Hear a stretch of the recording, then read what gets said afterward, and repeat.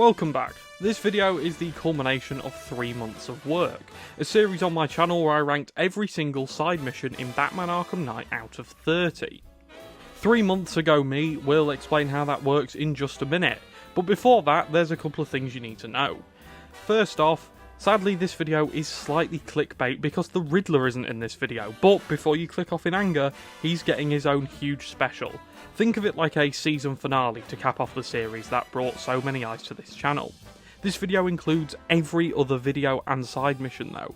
I've done my absolute best to trim the videos down and trim the fat and keep the substance, and also balance the audio as best I can, because I got a new microphone some way through these videos, so I've done my best, although I'm no audio engineer, so, you know, allow any mistakes. I don't think I can start this video without giving huge credit to One Cryptid, who gave me this idea in the first place. So One Cryptid, if you're watching this, thank you, and thank you to everyone else who contributes so much towards these videos. Whether it's in the comment section, on polls, or wherever, your ideas and support are really the backbone of the channel, so thank you. Especially those of you who keep commenting and coming back, you probably know who you are. This series has been a blast to make and completely changed the trajectory of my YouTube journey, and thankfully it's not quite over yet. The Riddler's Revenge is last up, and that'll be out in a couple of months, because before that, well, we've got some assassins to take down. We also now have channel memberships. If this plug seems a bit forced, it's because it is. I'm awful at promoting things, but there's 3 tiers, each of which support me and the videos literally more than anything in the world. So if you like the videos that much, go and see what's on offer. But enough of the shameless plugs. Sit back, relax, grab your batarangs, bat claws and bat snacks, subscribe if you like the series, like and tell me your favourite side mission in Batman Arkham Knight. Thank you so much for the support, and let's get into this. Say hello to Gotham's Most Wanted.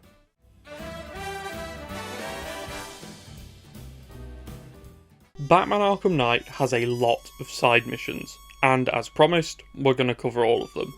Over the next few weeks, and each part of each side mission will be getting a ranking out of 10. Every mission will be ranked based on its gameplay, story and difficulty, and so 30 out of 30 is perfect, and 0 out of 30 is awful. And at the end of all this, each mission will go onto a league table and we can crown the best side mission in Batman Arkham Knight. There's a ton of missions to go at, but I thought first we'd start with one that I'm very passionate about. Two-Faced Bandit. Before we get in, subscribe, there's going to be a ton of Arkham content coming over the next few weeks, and so if you're into that, hit the little funny red button and like, because that also helps, and thank you for the support on all the recent videos. They've been doing really well and it means a lot. Anyway, I've been a Batman fan for as long as I can remember. I have the Dark Knight symbol tattooed on my arm, and one of the main reasons I love Batman is his extensive, terrifying, and sometimes wacky rogues gallery. And a villain I fell in love with while watching The Dark Knight the first time was, no, not the Joker, Two-Face. Aside from the Lego Batman game, this was my first real introduction to the former District Attorney, and I loved it. The literal duality between his two sides, his tragic backstory and fall from grace, are all things I like. During the opening section of Batman Arkham City he even shows up, taking Selina Kyle aka Catwoman hostage, and although his presence was short, I loved it. His design is perfect and the voice was great, and his "Two guns, bitch!" line before getting strung up by Batman lives in my head rent-free, and has done for years, and I have no idea why. I just love Two-Face as a character. So imagine my excitement when, as a small boy, I loaded up Arkham Knight and got a call from Alfred telling me that a bank in Gotham was being robbed. It was thrilling. Finally, my favourite Burns victim would get a chance to shine. A good but short introduction to him in Arkham City was finally about to get its follow-up. A 3-part mission where we'd stop Dent from robbing a bank, maybe take a trip down memory lane with him and discover his origins in this universe, and in the climactic and emotional boss fight we'd finally take him down once and for... Oh. It's just 3 Predator sections. Okay, well, surely they take a while and they give plenty of insight into the mind of Dent while we're taking the goons down, and then ends with a decent boss... Wait, what do you mean there's no boss fight? Two-Face goes down like any other thug? No, I don't care, he's just a normal guy. I respect that man. So, we're not going to be talking about the Robin DLC in this video either, that's going to be another video. This is purely for the Two-Faced Bandit storyline. So, let's get into the first part, the gameplay. Okay, so Two-Faced Bandit is an interesting set of missions. It boils down to 3 Predator sections that take place in the Chinatown, Kingston and Otisburg banks respectively. All 3 sections begin with Batman being able to stop the thugs' robbery by going in loud due to the bank's alarms keeping the noise of his attack subdued. This is about all these missions bring to the table in terms of unique drawing factor. It is really fun, to be fair, being able to just hit the thugs like a truck and use the fear multi-takedown, knockout smash, and even just combat to take down thugs is really fun, and it really gives the feeling of the brutality this Batman brings to the table, that perhaps other stealth sections don't. So it does get points for this. But after this section comes to an end, the player goes back into a normal stealth section. The banks also have cool little traps for the player to use, with Batman being able to drop chandeliers on thugs, throwing thugs down escalators, or even just shocking them half to death on the electrified floors outside the vault. It's really fun to use these things because they're different. And as far as Predator sections go, these 3 banks are some of the most unique stealth sections in the game. Fun, different, and like I said, unique. And I feel like Rocksteady did a really good job at giving these missions their own unique draw. The banks themselves are all pretty much the same. The first one is 1 floor, and this kind of acts as a tutorial to this sort of mission, and the other 2 feel pretty much copy and pasted. I know they're not, but when I'm playing these missions, I always get mixed up on which one's which. Now, is this a bad thing? Yes, but adding more floors to the banks is a fun change of depth and verticality. But the second and third banks just feel too similar for my liking. Having played the 2 missions recently, I couldn't tell you the major differences between the 2 from memory. The 3 missions all function the exact same, and this is fine. I'm not knocking that. And the banks are fun to traverse and take down thugs in, hence the reason I think Rocksteady did a pretty good job at keeping these sections fun. But overall, the gameplay for these missions is just a bit meh, and this has a giant full stop put on it when we finally get to fight Two-Face in the final bank. Before we get to that, let me take you back to Arkham City, more specifically the final Catwoman mission, where you fight Dent in the museum. I remember this boss fight kicked my ass. It was a stealth section where at some point or another you needed to be loud with a character that you aren't overly familiar with. And this created some really tough moments. Two-Face has a decently sized health bar, takes multiple hits, and this makes sense as he's been proven to be a formidable physical opponent. Arkham City Dent feels like a boss fight. Enter Arkham Knight Two-Face. Oh, and he's gone. Yeah. Two-Face takes the same amount of effort to take down as a normal thug, and that's it. I know Batman's obviously more powerful than Catwoman, but it would have been nice to have even half the challenge of the city fight. Overall, the gameplay in these missions is just okay. It had the potential to be a bit more challenging, and in all honesty, even in New Game Plus, it's a bit of a cakewalk. I do like the banks and the unique factors that brings, but I just wish there was more to say here, but it's just like, there. I'll give the gameplay a respectable 6.5 out of 10. The story of this mission isn't much better.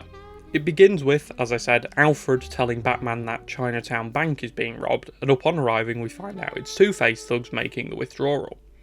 It's a pretty generic setup, but it's okay, it's fine, it's, you know, what more do you want? We take down the thugs and then Batman beats Two-Face, and depending on whether you beat this mission before or after the ending of the main story, Dent can have 2 different dialogues.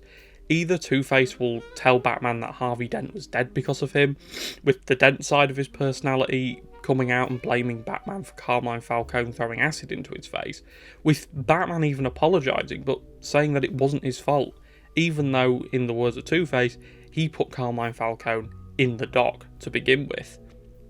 But if you complete this mission after the final scene of the main story, Dent will inquire whether it was true that Batman and Bruce Wayne are one in the same, before huffing some copium and laughing this idea off, since, in his words, Jim Gordon and him didn't strike a deal with Bruce Wayne to battle back against crime. And Two-Face also says he's pretty sure Bruce Wayne isn't who waits around on rooftops at night, which I thought was pretty funny. That's about it really. Usual Two-Face shenanigans. We see both sides of his personality come out, a lot of trauma dumping, and then he gets thrown into the GCPD lockup, before Joker asks the question we've all been wondering. Impossible! Think of all the crimes you missed while capturing us! So how's it hanging, Harv? Color me insensitive, but I've always wanted to ask, did everything get split down the middle?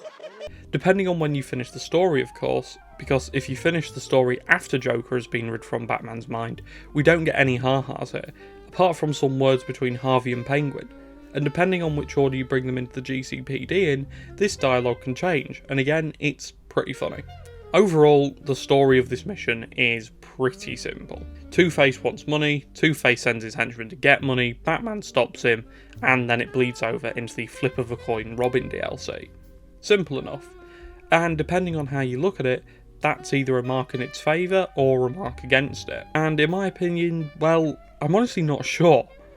I'm leaning to the side of it being a mark against. Two-Face has a lot of cool nuances that could have been used here.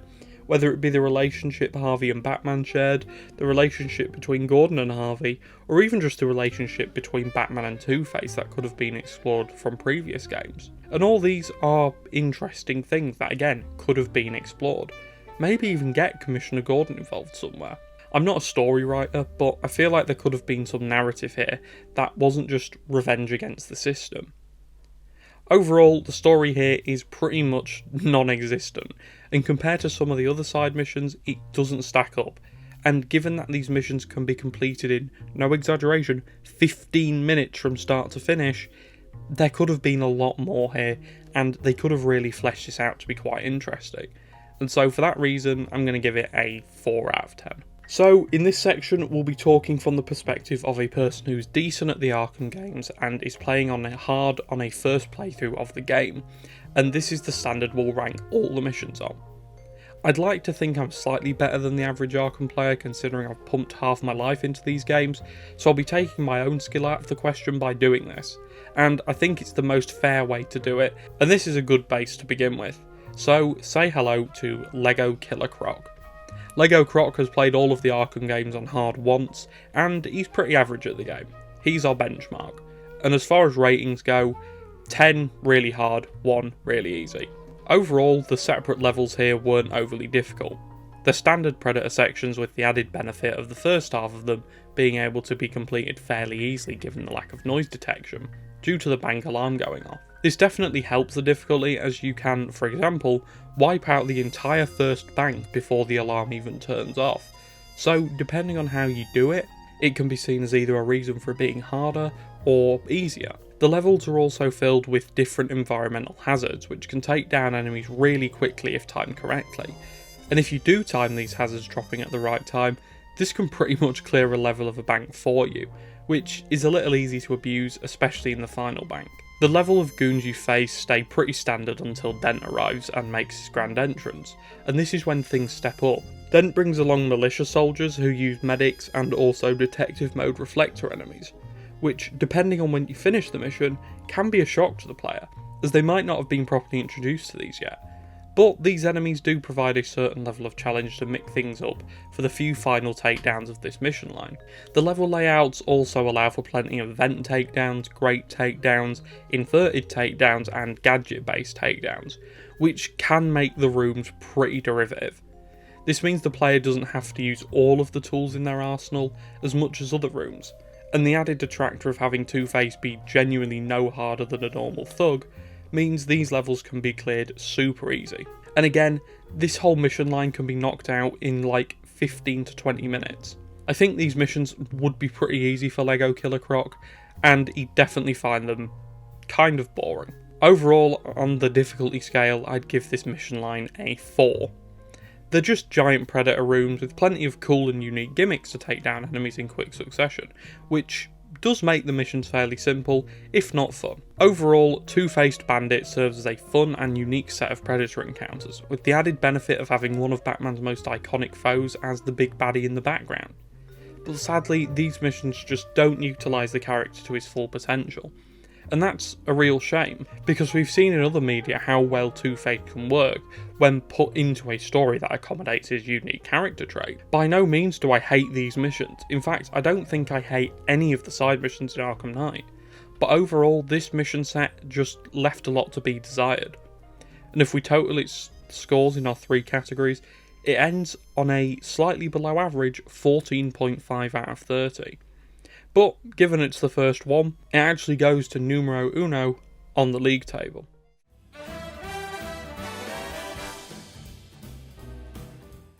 Before we start this video, I have a joke. What killed the dinosaurs? The Ice Age! Okay, right, now I've gotten that out of my system, welcome back. Batman's villains are as memorable as they are strange, as tragic as they are misunderstood, and no villain encompasses all of this more than Mr. Freeze. A villain who was sadly looked down upon until Batman the Animated TV series gave the disgraced scientist a new backstory, which became his recognised definite origin. A former cryogenic scientist who was betrayed while trying to find a cure for his dying wife, who he froze to save her from dying from a degenerative disease, and while doing this he turns to crime to fund his experiment, and keep his one true love alive in hopes of one day thawing her out when he finally has a cure for her. And he's become a mainstay in Batman media since this story was first shown, in the classic episode of Batman the Animated TV series Heart of Ice, written by Paul Dini, who some of you Arkham fans might know as the writer of Batman Arkham Asylum. This time around, we'll be taking a look at the side mission In From the Cold, a personal favourite of mine. We'll be ranking the mission based on 3 factors: the gameplay, the story, and the difficulty. All of these factors will be ranked out of 10 and added together at the end, and the closer to 30, the better. Pretty simple overall. The previous video has done way better than I could have ever imagined, and that's all down to you guys liking and commenting and subscribing and all of that, which you should do right now, all of it. So, thank you for that. There's a big Arkham Knight retrospective on the channel as well, which I think's gone pretty under the radar, and it covers basically the whole game, apart from, well, the side missions, which we're covering now. So you should definitely go and watch that if you enjoy this. It's good, and I promise you'll like it. Anyway, let's get in from the cold and look at Arkham Knight's most emotional side mission, by starting with the story. In From the Cold story can be accessed through the Season of Infamy DLC, and becomes available about 60% of the way through the main story. It begins with Alfred telling Batman that a large ship has been spotted off the coast of Gotham, the Nora, and it's covered in militia soldiers who aim to give Batman a cold reception. We head to the ship and freeze the militia's assault on the ship before heading to the lower deck to find a flustered and desperate Mr. Freeze rushing to try and save the ship's cryo-generator, which is the only device that can stabilise his wife, Nora's, cryostasis pod, which is keeping her alive. The 2 uneasy allies talk, with Freeze telling Batman that the militia kidnapped Nora, and if he were to kill Batman, they'd give him Nora back. Batman knows the militia don't work like that though, and basically tells Freeze that if he trusts them, he should take his shot. And Freeze sees how this probably isn't the best idea, because if he took his shot and missed, he'd lose Nora and Batman, his best chance at getting her back. Freeze gives Bats a tracker to find Nora, and, well, he does just that. Well, not really. The militia move the tracker into an icebox to trick any potentially interested bats, and after clearing the rooftop he found the box on, Batman interrogates a soldier who tells him Nora is actually in Otisburg, and after taking out the surrounding thugs, Batman attempts to keep Nora secure. But the pod opens and Nora comes out, free from her icy hell for the first time in over a decade. Batman tells Freeze his wife is awake, and after a short back and forth she tells him she just wants to live her last few days out with him, but he says he can try to get her safe so he can come and create a cure for her. But as the conversation comes to an end, the generator on Freeze's ship blows up, and so Batman puts Nora in the back of the Batmobile, and the 2 race to go and find Victor, only to be confronted with an army of militia Jones trying to take him out. And as the fight gets too overwhelming for the combined forces of Batman and Freeze, Freeze reluctantly sacrifices his last chance at saving Nora, after he realises everyone here is going to die if he doesn't do it, and in doing so he detonates the ship's generator, taking down all of the militia forces and saving his wife, but only for a few days. When the snow settles and Freeze and Nora finally reunite, she tells him she doesn't want to be saved, and she was awake the whole time she was frozen, essentially in limbo for over a decade. And this is what makes Freeze realise he needs to enjoy their last few days that she has alive together, enjoying their final few days before the disease inevitably takes Nora from them again. Alfred asks if they should keep tracking them, and Batman lets them go free, knowing Freeze won't be an issue now. and as snow covers the Gotham skyline, the couple set sail. Where do I even begin with this story? It's amazing. It's fairly short, but just long enough to pack all the emotional gut punches and cool moments in which are the foundation of any good Mr. Freeze story. My favourite part of this story is how they handle Nora. In most stories where the focus is just on Victor and his wife, Nora feels like an object, like a plot device to either be used as bait for Freeze, motivation, or an emotional crutch for Freeze to pin his crimes on. But after the second part of this mission, it really feels like Nora is her own character. And obviously this is helped by the fact we get a rare, actual, alive appearance from her, which is nice to see. You can tell how much she's hurting throughout the missions, and she knows how much Victor wants to save her. But she doesn't want that anymore. She's been frozen in time for, like I said, over 10 years.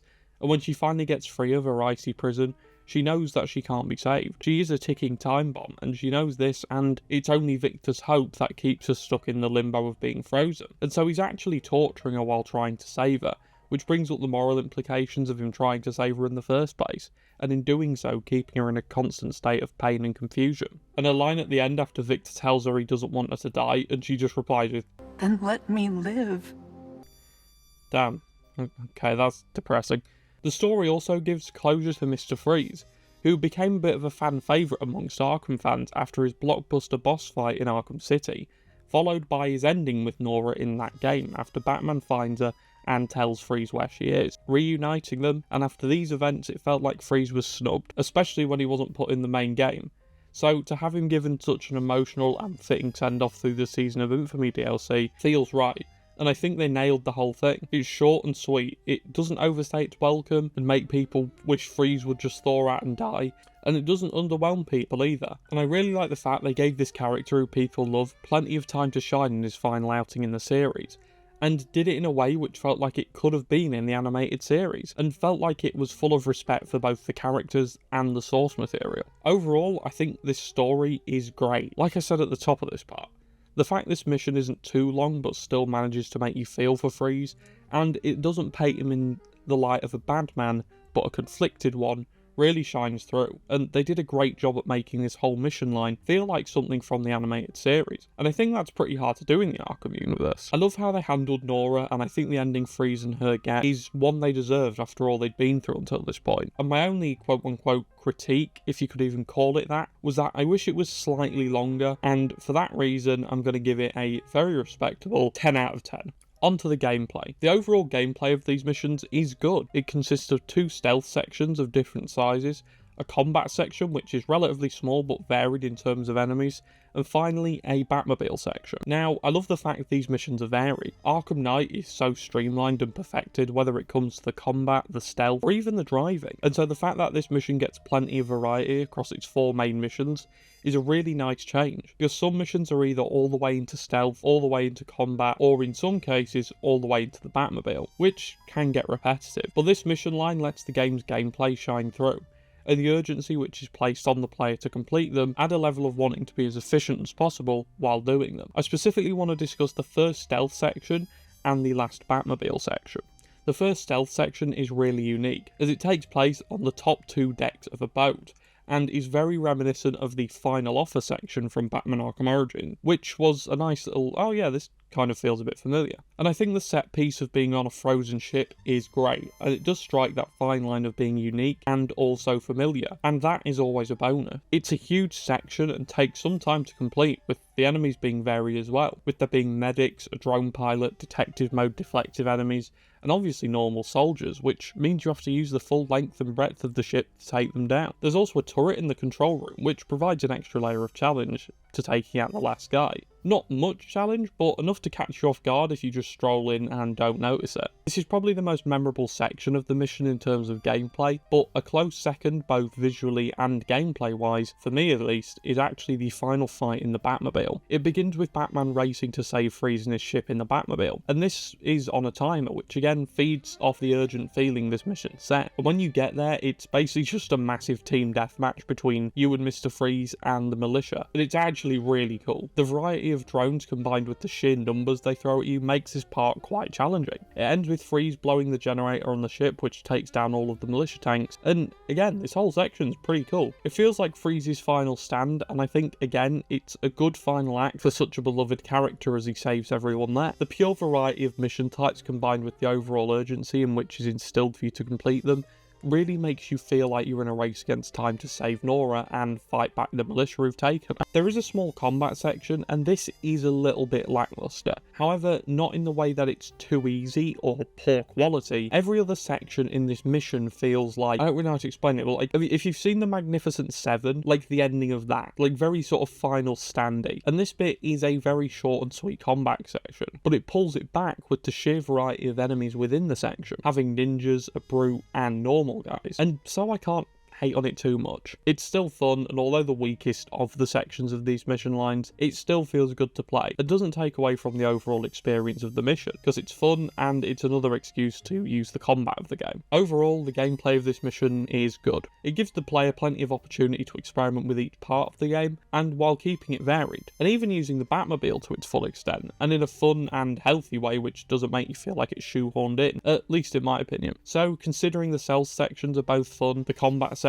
is varied, and the Batmobile part is probably one of the best Batmobile parts in the game, I'll give it an 8. It misses out on a higher rating for two main reasons that could easily have been solved. The first one is the combat section could have been a bit bigger, and the second one is a continuous theme throughout the game, but the Batmobile being used at a key point in the story. The only saving grace is that at least it's a good bit of Batmobile gameplay, and so let's move on, and let's see how hard this mission really is. Is it a nice and easy walk in the park, or a cold reception for new players trying to complete this mission? Difficulty is a sliding scale, so to keep things fair, we'll be using a base level of a person who's played all the Arkham games on hard once and is fairly casual, playing this mission for the first time. And so say hello to Judge Holden. Holden has played through Arkham Asylum, City, Origins, and he even quite enjoyed Blackgate. Look, he's not all there, but don't say that to his face. But anyway, he'll be our benchmark. 10 is the hardest, 1 is easy, so let's go. As a general summary, I'd say these missions are pretty varied in terms of the difficulty. The first Predator section is quite challenging. The different enemy types can definitely catch you off guard, and the overall layout of the map is different from your standard Predator encounter, being a boat with multiple layers being used in this encounter, rather than the usual dual-layered room used in most other encounters. The turret in the control room is also a nice touch, as although it can be bypassed fairly easily,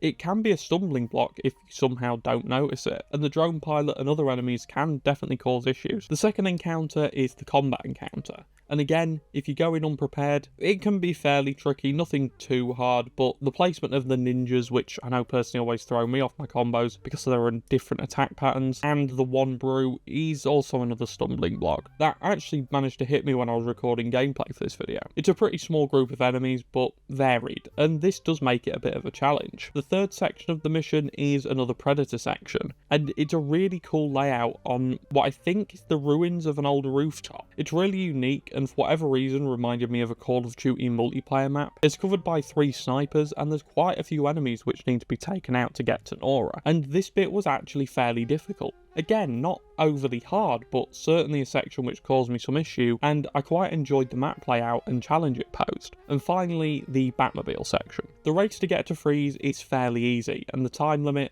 although adding a sense of urgency, is fairly lenient and allows for plenty of mistakes. And once you get to Freeze, the real challenge begins. You get so many enemies thrown at you, and the arena is so tight that it can be tough, especially the second part of the mission. Although short, it can be tough, but this is just through sheer quantity. And so this section can be a stumbling block if you're not switched on and don't use the many tools the Batmobile provides. Overall, the difficulty is varied, much like the mission types. It can be easy, or it can be fairly difficult at the drop of a hat. I think the judge over here would find it a fair challenge. He'd probably be fine and get through it, but he'd definitely have to think about what gadgets to use and where the enemies were in each given section. So I've judged that the difficulty is fairly balanced, and sometimes slightly unfairly balanced on the harder side, and therefore it's been given an 8. Overall, In From the Cold is a really fun, emotional and gripping send-off driven by its characters, and I think it's a great send-off for Mr. Freeze in this universe. And however fleeting his happily ever after might be, I'm glad we got to see it play out. Nora is handled really well.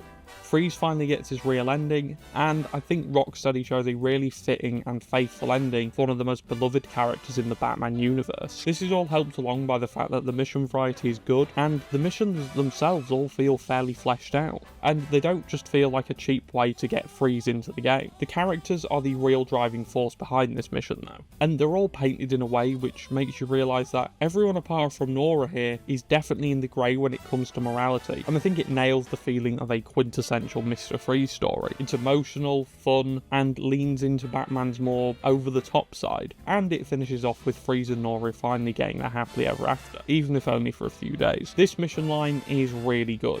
Great even, and it will be a cold day in hell when you hear me really criticise this mission, because although it has some flaws, there isn't really much to dislike here, and for that, when we combine all the scores, it finds itself on a very respectable 26 out of 30. I'll be revealing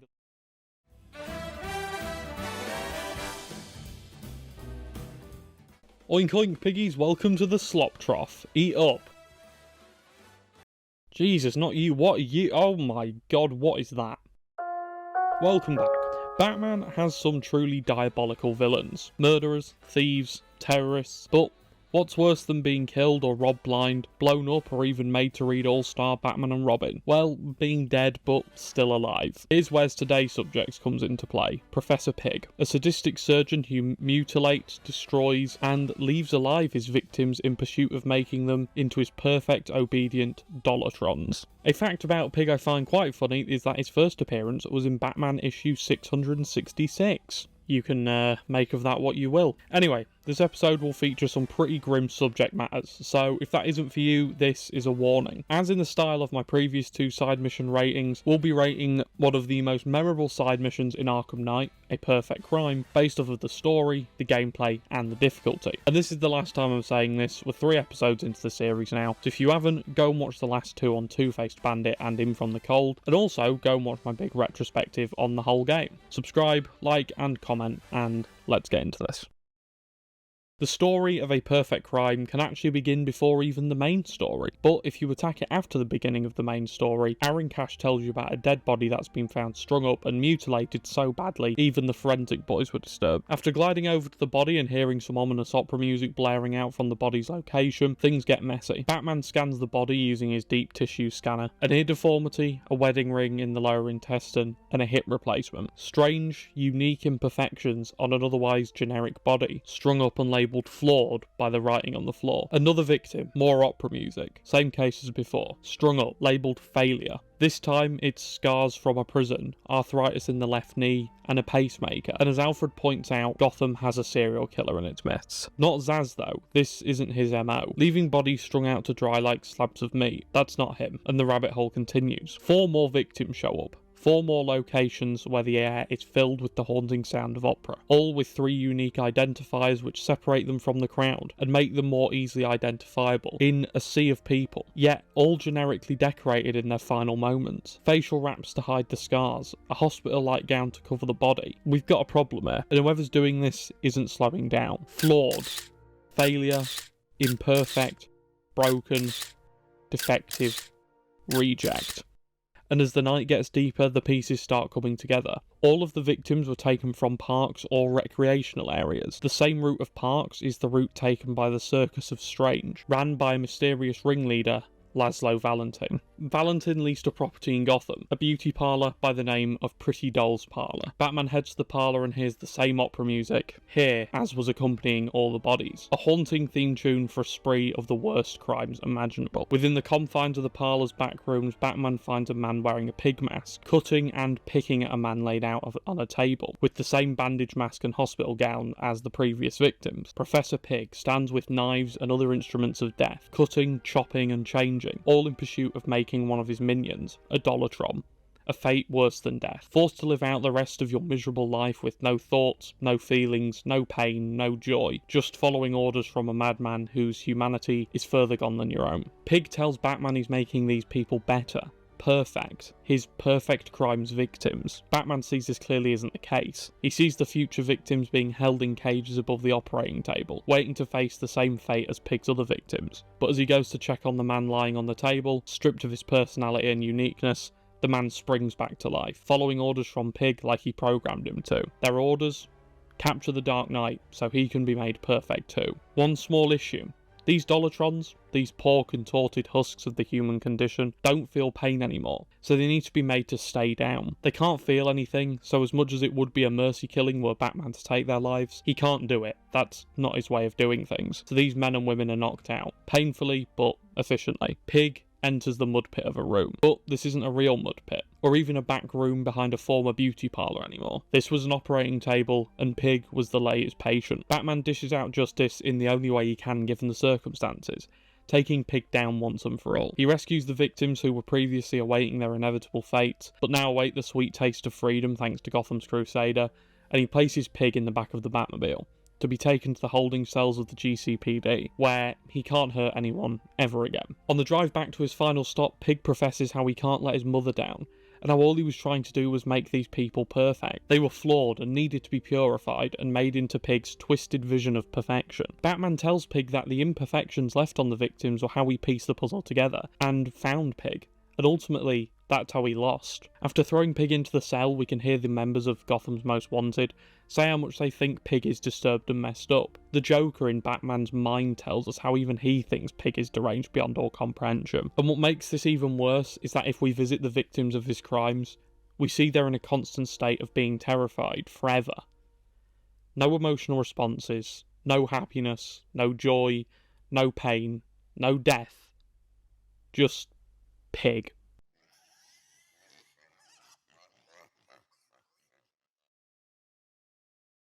God, okay, so that was dark.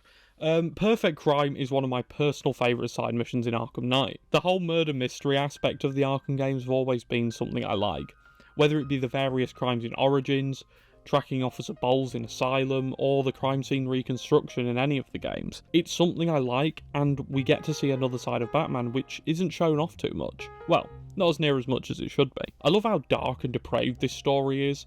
It's such a different tone from the rest of the missions in the game, and upon a first playthrough was really shocking. And the great utilisation of what most would consider to be a B-list villain and making him into a great street level threat was amazing. Honestly, I love this mission's story. It's simple and throws up a few issues regarding Batman's no-kill rule and how far someone would have to go to get him to break that rule. Because if anyone deserves a swift death at the hands of a special combo takedown, it's Pig, and probably in a mercy-killing way, his victims. Given the dark subject matter, the execution of the story, and how it's presented, I think A Perfect Crime gets a healthy 8 out of 10. It scratches the detective itch that many Batman fans have when playing the Arkham franchise.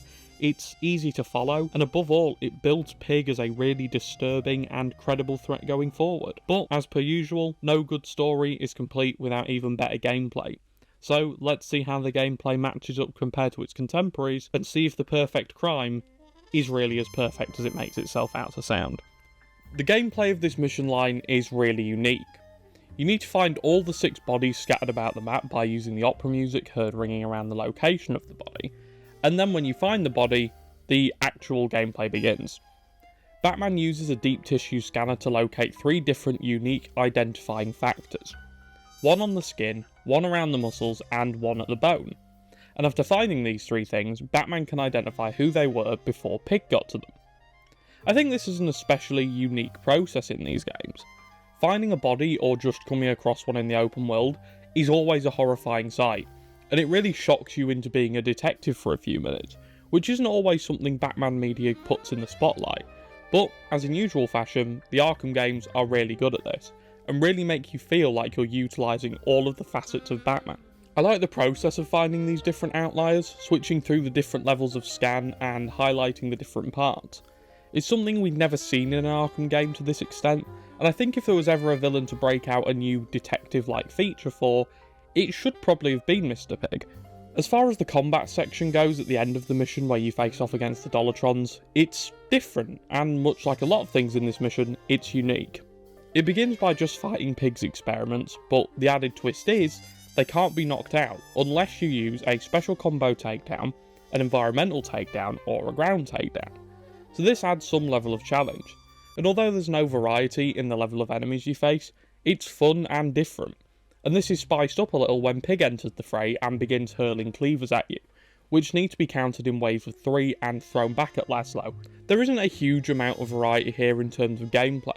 The detective sections are really cool, and I like the fact the main crux of this mission is Batman being the world's greatest detective. It's also really cool to see Alfred and Bruce deduce who the issue is as you find the bodies, which ultimately leads to the pairing finding out who Laszlo Valentin is. And this is another cool aspect, the fact Alfred gets time to shine. Alfred is a very competent, helpful and smart character, and although he gets a lot of time during the game to shine, this mission in particular lets him shine the brightest, I think. The combat section is fun too. It's really eerie to be fighting these completely brain-dead victims of one of the worst fates known to man, while haunting opera music blares around the arena. It's grim, it's filthy, and it's great in the worst way. Pig drops in to shake things up a bit, and this mission is getting a point for letting you smash him through a table and then drop your fist into his nose. It's satisfying as all hell, and I think when we look at all these factors, we get a mission which is more cinematic than it is gameplay orientated. As its own standalone mission, the gameplay is unique, but not overly thrilling. Fun, but not particularly challenging. And for that, The Perfect Crime gets a lukewarm 5 out of 10. A good mission line filled with its own nuances and memorable moments, but it's certainly not renowned for its gameplay and is more recognised for its story, characters, and how it handles these things. But how hard is the mission? Well, let's see. As per my 2 previous videos, the difficulty will be ranked from 1 to 10, with 1 being easy and 10 being hard. And since difficulty is very subjective, again, as per usual, we'll be using a baseline who's played the Arkham game series once on hard and is very casual. So for this episode, I've brought in Professor Pig's fellow pork-based fictional character, Ham from Toy Story. Ham is a pretty hardcore gamer, as we've seen in the films. I can't find it. It doesn't seem to be on any of these stations. Keep looking. Oh, you're going too slow. Let me take the wheel.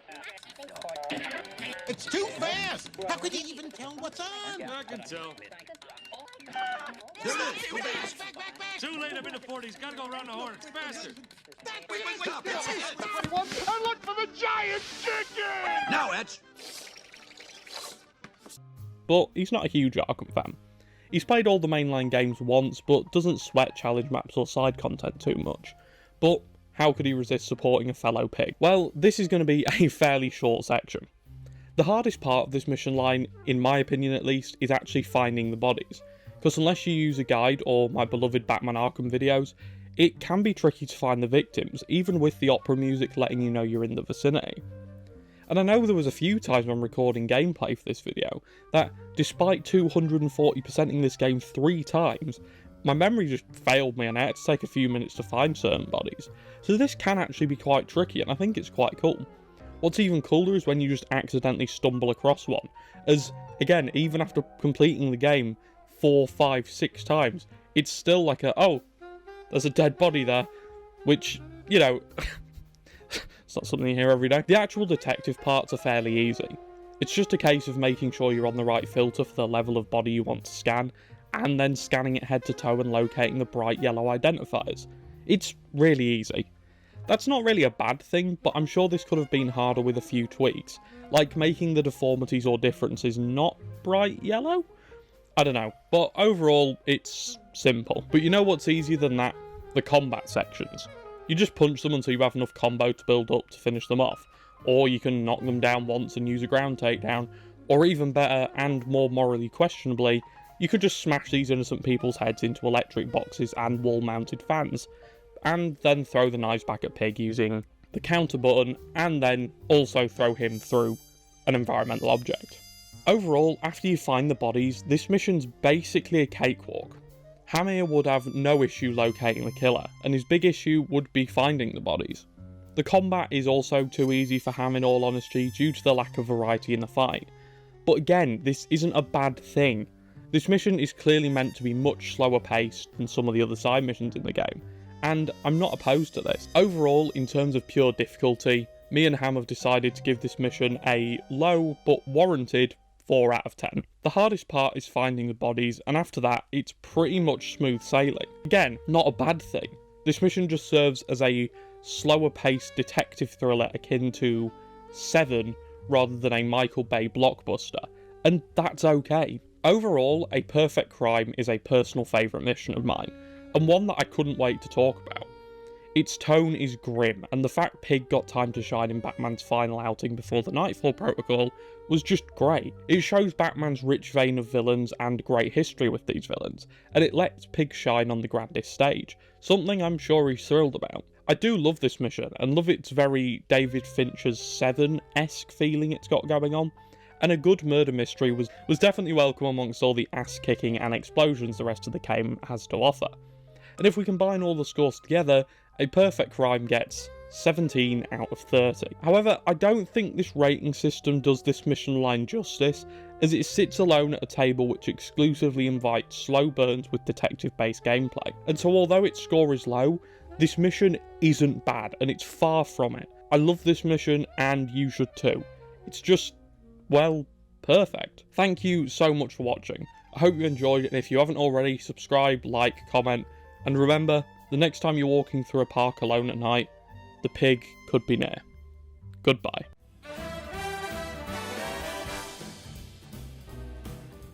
Welcome back, let's just get right into this. You know the drill by now, we're rating all of the Arkham Knight side missions, for better or for worse, off 3 different categories out of 10. Gameplay, story, and difficulty. And at the end, these scores will be added together. 30 out of 30 is perfect, 0 out of 30 is awful. Easy enough. If you haven't, go and watch the 3 previous videos on Two-Faced Bandit, In From the Cold, and A Perfect Crime to see how they stack up. And let's get right into this. Subscribe, I'm pushing for 500 subs by the end of the year. It's a pretty big ask, but one that would mean the world to me. So if you like my funny little Batman videos, hit the red button, like and comment, and let's go. I'm so grateful for the support on my channel recently, so thank you for that. Killer Croc is a Batman villain who I love. He's just so Batman. A man whose fate was thrust upon him when he had no say in the matter, who's now forced to live out his day surviving in a world that simply doesn't want him. He's great. His design is cool 99% of the time, and he's my favourite Lego figure of all time. And he also played a part in scaring the ever-loving Jesus out of me as a child in Arkham Asylum. I have to admit, I was disappointed he only made a small appearance in the sequel to Asylum, Arkham City.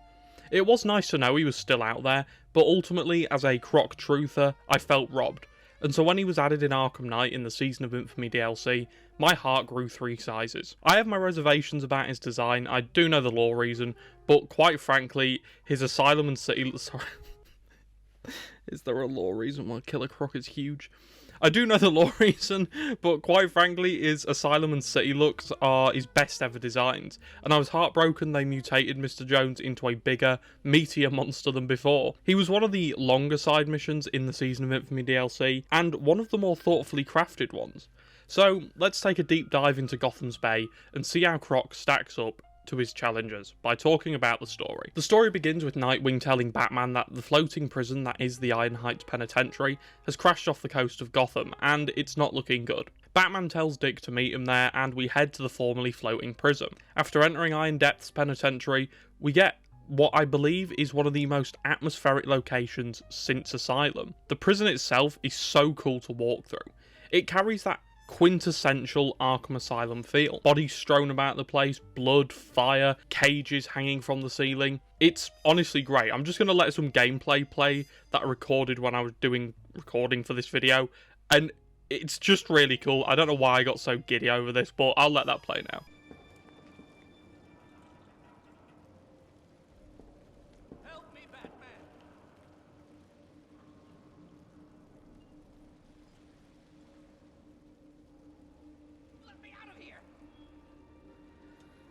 You shouldn't have come here, freak.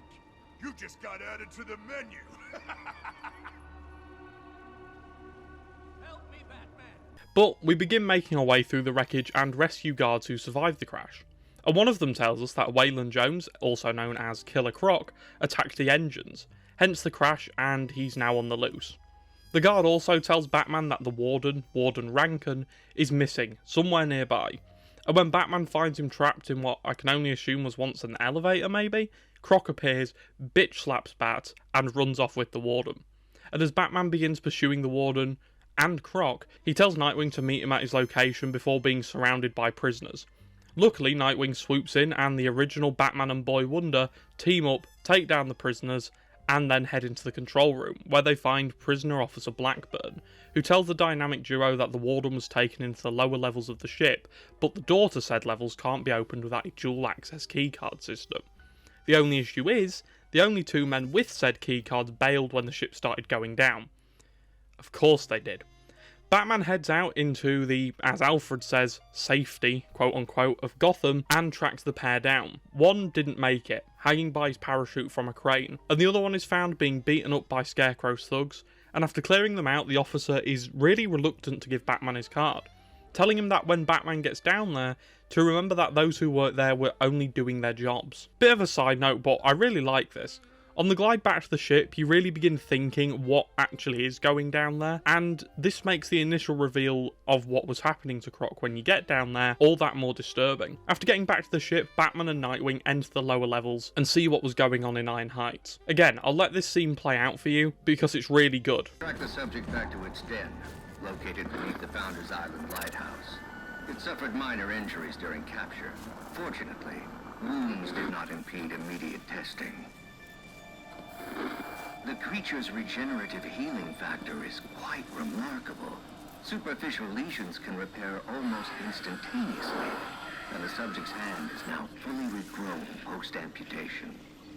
Further surgeries have been scheduled to see whether tissue growth can be accelerated. Human trials are underway. Stabilizing the recombinant DNA is our next step. We have lots of work ahead of us. As an aside, the subject's physiology is altering, possibly as an adaptive response to trauma. Sedatives are becoming less effective. Termination, although undesirable, must be considered.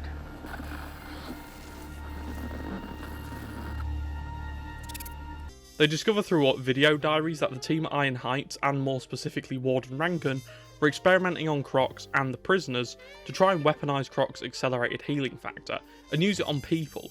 And to do this, they cut off his limbs, sedated him, and tortured him, all in the pursuit of this twisted experiment.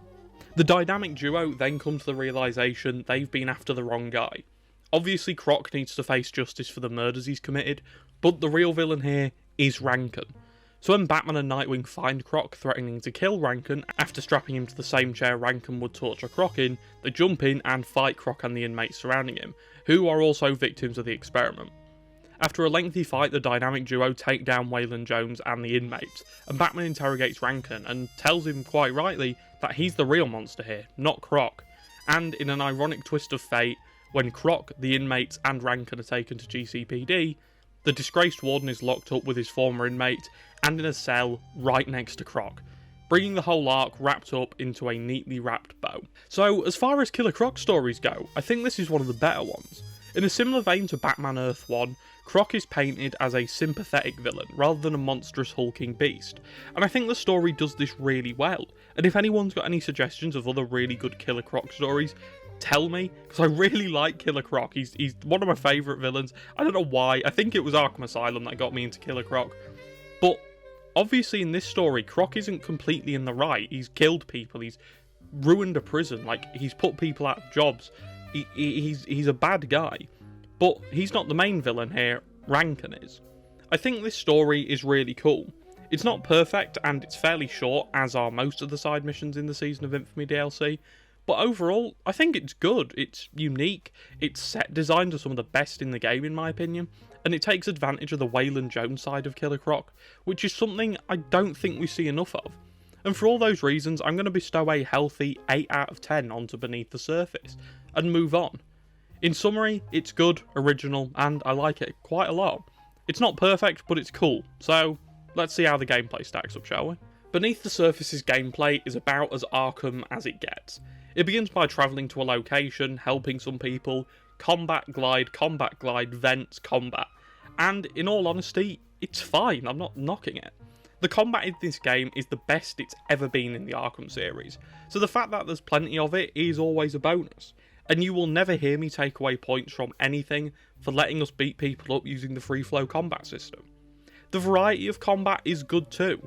We get to use the dual team system twice throughout this mission, which is fun, and getting to see Batman and Nightwing fight side by side is cool, and it adds to the immersion of the game, because it feels like, despite the fact you play primarily as Batman throughout the story, Batman isn't all alone in Gotham, and it's great to be able to see further the dynamic between Bruce and Dick as the mission gets further along. As I said earlier, the combat in Arkham Knight is basically a perfected system when it comes to the free flow combat, and this mission line, we get a ton of it, with plenty of depth in how you deal with the thugs, and the added factor of Nightwing being around makes this mission's combat feel unique, and obviously it's always fun to be able to kick ass as not one, but two different members of the Bat family. The final combat section is also really cool. This is the second time you actually have a fist fight with Croc in the Arkham series, the first being back in Origins, and although his fight in Origins was a glorified tutorial, it really always used to stick out to me, and the same can be said for this fight.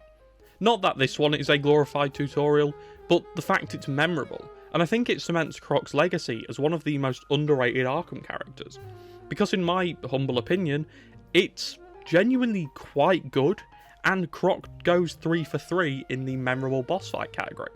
And I don't think that gets mentioned nearly enough. I'd be really interested to hear your guys' opinions on Croc in the Arkham series, because I feel like he never gets a bad outing particularly, but he never gets a overly amazing one. But anyway, the boss fight against Croc is pretty cool, and it's very reminiscent of the fight against Albert King in the movie studios. Croc takes a few dual team takedowns to, well, take down, and as far as this goes, it's quite cool seeing Batman and Nightwing work together to take out Croc over time. And the added factor of Croc being able to revive the thugs around him by just kind of picking them up is pretty cool. It doesn't feel too out of character for Croc to just force these guys back on their feet to try and stop the dynamic duo, and I think overall this boss fight is cool, and you can hit Croc with the most dangerous 3 letters in all of sports entertainment, an RKO. And that is really cool, because Randy Orton is a legend. A little feature I do like is that, much like usual thugs, you can actually dodge over and under Croc depending on his stance, and this can help create some separation between you and Jones as the fight goes on. And it's a nice little attention to detail. There isn't much more to this mission in terms of gameplay. The mission requires you to find 2 guards of Iron Heights in Gotham, which, if doing it for the first time, can be tricky, but upon repeat playthroughs, it's kind of just an inconvenience and that's about it. Overall, I think the gameplay is pretty standard for Arkham games as we've come to expect them. The combat is fun, and the fight against Croc is pretty cool, and it's by far the most in-depth fist fight we have with Croc, and easily his second best outing after the sort of hunter versus hunted dynamic got reversed in the Asylum. I also love the dual team gameplay, and it's fun to get more interactions on the combat side of things with the original Boy Wonder and the Dark Knight of Gotham. This gameplay is fun, the boss fight is good, and the overall vibe of the mission is good, and so for all of that, Beneath the Surface gets a respectable 7 out of 10. But how hard is this mission and the gameplay in general? Well, let's see. You get the drill by now, we're 3 videos in. We're going to be basing the difficulty out of 10. 1 is easy, 10 is hard, and we're using a baseline of a person who's played all the Arkham games once on hard, isn't overly great at the games, and likes to dabble in the Arkhamverse every now and then. And so for this episode, joining our difficulty alumni characters from previous videos, say hello to the Lizard. It only seemed right that we got Dr. Connors in on this episode, being the other highly recognisable, underrated lizard-based villain in comics. Things have been hard for Dr. Connors since the whole losing of the arm situation, and so the only time he can actually play these games is when he's the Lizard, which is pretty hard considering he's like 10 feet tall and his hands are like 8 times the size of the controller, but he gets by. Anyway, let's see how hard this mission is. The hardest part of this mission, in my opinion, is hunting down the 2 guards who fled the ship when it crashed. The first one in particular. This still isn't really hard, but it's challenging on a first playthrough if you don't know exactly where you're looking. The first victim is harder because the second victim is surrounded by thugs, so he's a lot easier to find in detective mode. The other big talking point is the final boss fight against Croc, but in all honesty, I can't say this is particularly hard. It's challenging at points and Croc can charge at you, which I know caught me off guard a few times when I was locked in on keeping my combo up. The actual taking down of Croc is easy, and at this point in the story you'll have already done it before. It's as simple as a few dual team takedowns, followed by some well timed punches and counters. The thugs surrounding Croc don't provide too much of a challenge either. There isn't a huge amount of variety in their weapons or armour, and this really just serves as a way to build your combo up for the dual team takedowns to get Croc down. There really isn't much going on here outside of combat. The combat is easy in the other sections and doesn't really warrant a mention. It's simple Arkham combat, and it remains fun and feels good. Overall, Beneath the Surface is fairly easy, and Lizard over here wouldn't see this as a big challenge as he does actually just playing the game due to his enlarged claws. And although this section has been really short, there just isn't that much to mention it. And for that reason, for difficulty, Beneath the Surface gets a lackluster 5 out of 10. Overall, Beneath the Surface serves as a final good send-off for everyone's favourite mutated crocodile. And despite its fairly easy nature, it manages to make Croc feel like more of a poorly treated human than a bloodthirsty mutant, and I think this is great. The story of this mission is much better than the gameplay. Although the gameplay isn't bad, it would have been nice, and I'm just dreaming here, I'm not a game designer, to maybe have a callback to his Asylum boss fight where we'd have to sneak around the ship at one point or he'd jump out at us and rip our ears off. Saying all that, I do really like this side mission. I like the sort of atmosphere it gives in the prison. I like the feeling of you hunting down Killer Croc, which is obviously a complete 180 from when he was hunting you down. And for that reason, it's been given a total of 20 out of 30 when all the scores are combined together. It's a little lackluster for Wayland's final outing in the Arkhamverse thus far, but it's still a fairly respectable score. Thank you so much for watching. The support on these videos has been insane, and there's so much more to come. In the future, between about now and December, we have an Arkham Knight I Am the Night run where we restart the story if we die, a Halloween special retrospective of one of the other Arkham games, which I'm sure you can figure out, an Origins retrospective over the holiday period, and of course the rest of the side mission rankings for Arkham Knight are still to come. So there's a huge amount of content coming, and you guys keep me motivated to do all that, so thank you. Like I said in the beginning, we're aiming for 500 subscribers for the new year, and although it's a long way away, it would be amazing if we could get to that. So subscribe if you enjoy the Arkham videos, because as I said, there's a lot more on the way. Thank you so much for watching, and I'll see you next time when we go down the rabbit hole. Goodbye.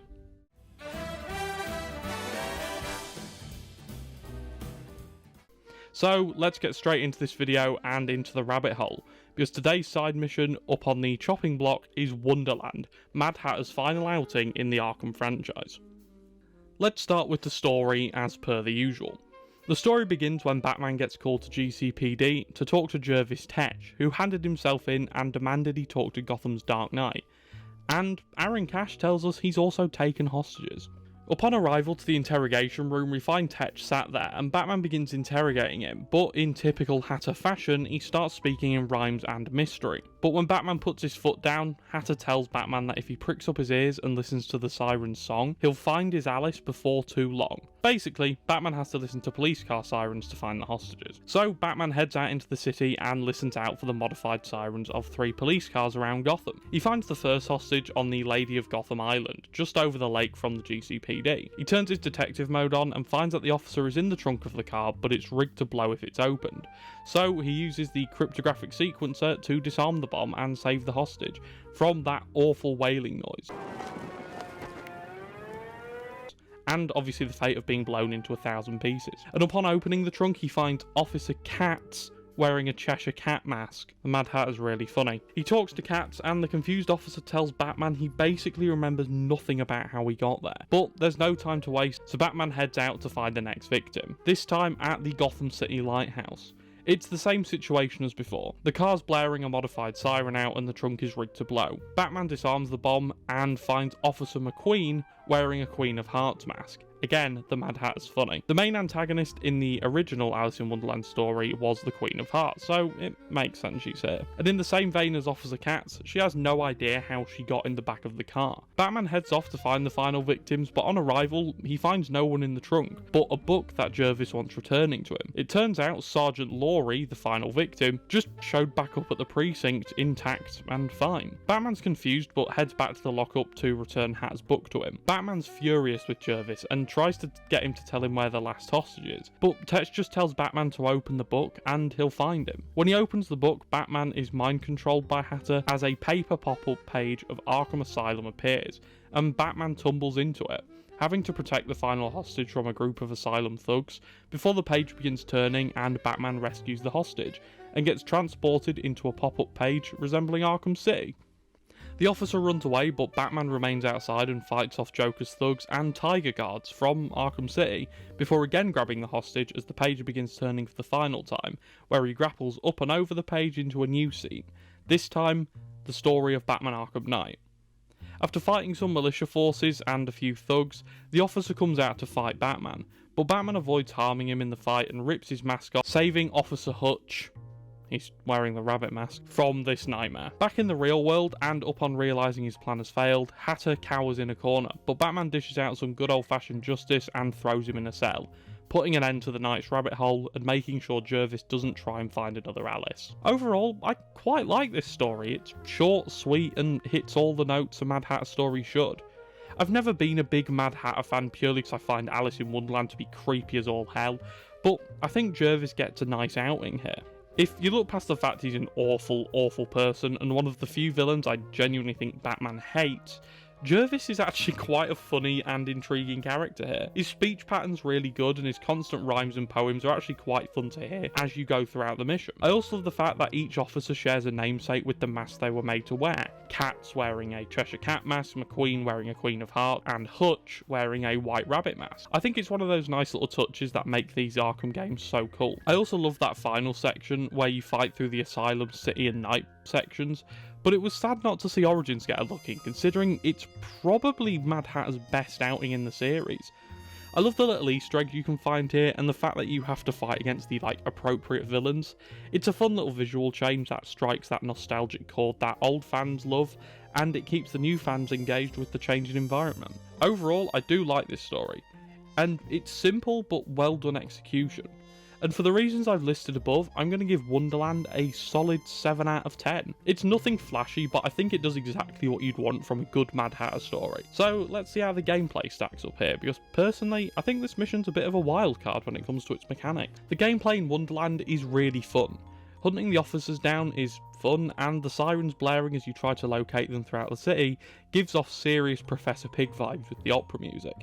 It's a fun little sequence which thankfully doesn't get boring due to its limited inclusion in this mission, and when you get to the officers, I think the little mini game you play on the remote hacking device to disarm the bombs by hitting the little circles with the lines is quite fun. It's nothing too out there, but the fact it isn't just a code or something like that and it attempts to mix things up is pretty cool, and it adds something unique which, to my knowledge, we don't see this type of hacking sequence in any other missions, so that's pretty cool. Then I guess the final thing to talk about in this section is the book sequence. I really like this sequence, and that's probably just put down to the nostalgia baiting of putting us back in the realms of Asylum and City, but the fact we get to go back to those games in some capacity, even if for a short time, to fight those types of enemies, is really cool, and something I remember being really excited about when I played through this the first time around all those years ago. It's cool fighting the Asylum inmates again and having to work through them, and the same with the Joker thugs and Tiger enemies. I also like the little Easter eggs scattered about to other events in these games, like the Arkham Knight section when a cardboard cutout of Man-Bat pops up to remind you of that time that everyone collectively crapped themselves. I also like the fact that in the final section, the officer you're trying to save begins fighting you. It's a small thing, but it adds an element of danger and worry into these segments, because although he's mind-controlled, you don't want to be crippling an innocent police officer. I know it's just like the Riddler thugs that you can find out in the open world, but it's still pretty cool to see this idea being brought into a mission and given consequences, and the game over screen if you do hurt him is actually quite sad. Batman, why? Well, you found him. Victim 3. You're homicidal, just like me. Look back on this, and you will find how madness lurks in every mind. Overall, the gameplay here isn't too varied. It's pretty simple in terms of Arkham gameplay, but that isn't really a bad thing because there's enough variation to keep you entertained. It doesn't really have any negatives, nor does it have any standout gameplay features or mix-up in terms of the types of things you do. It's okay, you do some hacking, you do some fighting, and to be fair, that's about it. I'd go as far to say as this mission's gameplay though is pretty good. Combat's always fun in these games, and the little mini-game with the bombs, like I said, is pretty fun. Again, nothing too special, but it mixes up this sort of thing pretty well. Overall, Wonderland is pretty good in terms of gameplay, and for that reason, and its distinct lack of negative aspects, it gets a 7 out of 10 again. A decent score for a decently balanced and enjoyable experience. But how difficult is this gameplay? Well, let's see. As usual, we'll be using a baseline of a player who's played all the Arkham games on hard to find out how difficult this mission is. This takes any skill that I may or may not have out of the equation, which gives us a much fairer score. This time around, since Alice in Wonderland freaks me out, I thought I'd ask someone that doesn't freak me out to be our baseline here. So say hello to this Space Marine. He's pretty chill, but the giant armour and general frame does hinder his ability to play the game, but he's pretty good at them overall. So how hard is this mission like? Well, I think our Space Marine here wouldn't really have too much trouble with it overall. The sections where you find the police officers aren't too hard, although I have to admit there have been a few times where I've personally completely blanked on where the second officer is, which is really stupid because Mad Hatter will outright tell you if you ask. Not that this Space Marine has these types of issues, because he actually pays attention to these sort of things and wears headphones when he plays. The little hacking sequence isn't too hard either. If anything, it's actually more satisfying than hard. Making the little balls disappear is quite fun in fairness, so I wouldn't say this is too difficult overall, but it gets a point for being, say, generally quite satisfying. Finally, the combat section. The combat sections aren't that hard for the Marine. The enemy variety is pretty steady, but there's enough there to make you think when you're stringing together your combos together. I think this bit is built on its set dressing and setting, because it excels so well at this, and it gives off huge amounts of like classic Arkham Asylum vibes, which is quite good. But overall, I think this mission is fairly easy. A bit like a couple of other missions in the Season of Infamy DLC, it's a mission built on its characters, more specifically in our case, Mad Hatter, and its overall vibes, and I think it does pretty well at this. I like the different types of missions we have here. The finding of the cops is fun, and like I said before, the little mini-game to disarm the bombs is probably my favourite part of this mission, and that's why I've spoken about it so much, because I just think it's really fun. I generally think this Marine would get through this mission fairly easily, while having just about as much fun as he would cutting down Xenos scum. Overall, I think Wonderland garners an average 6 out of 10 here.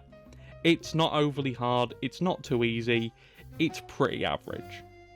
But overall, when we combine all the scores together, Wonderland gets a healthy 20 out of 30, which, I'm going to be honest with you, is a lot more than I thought it would get before I wrote this script.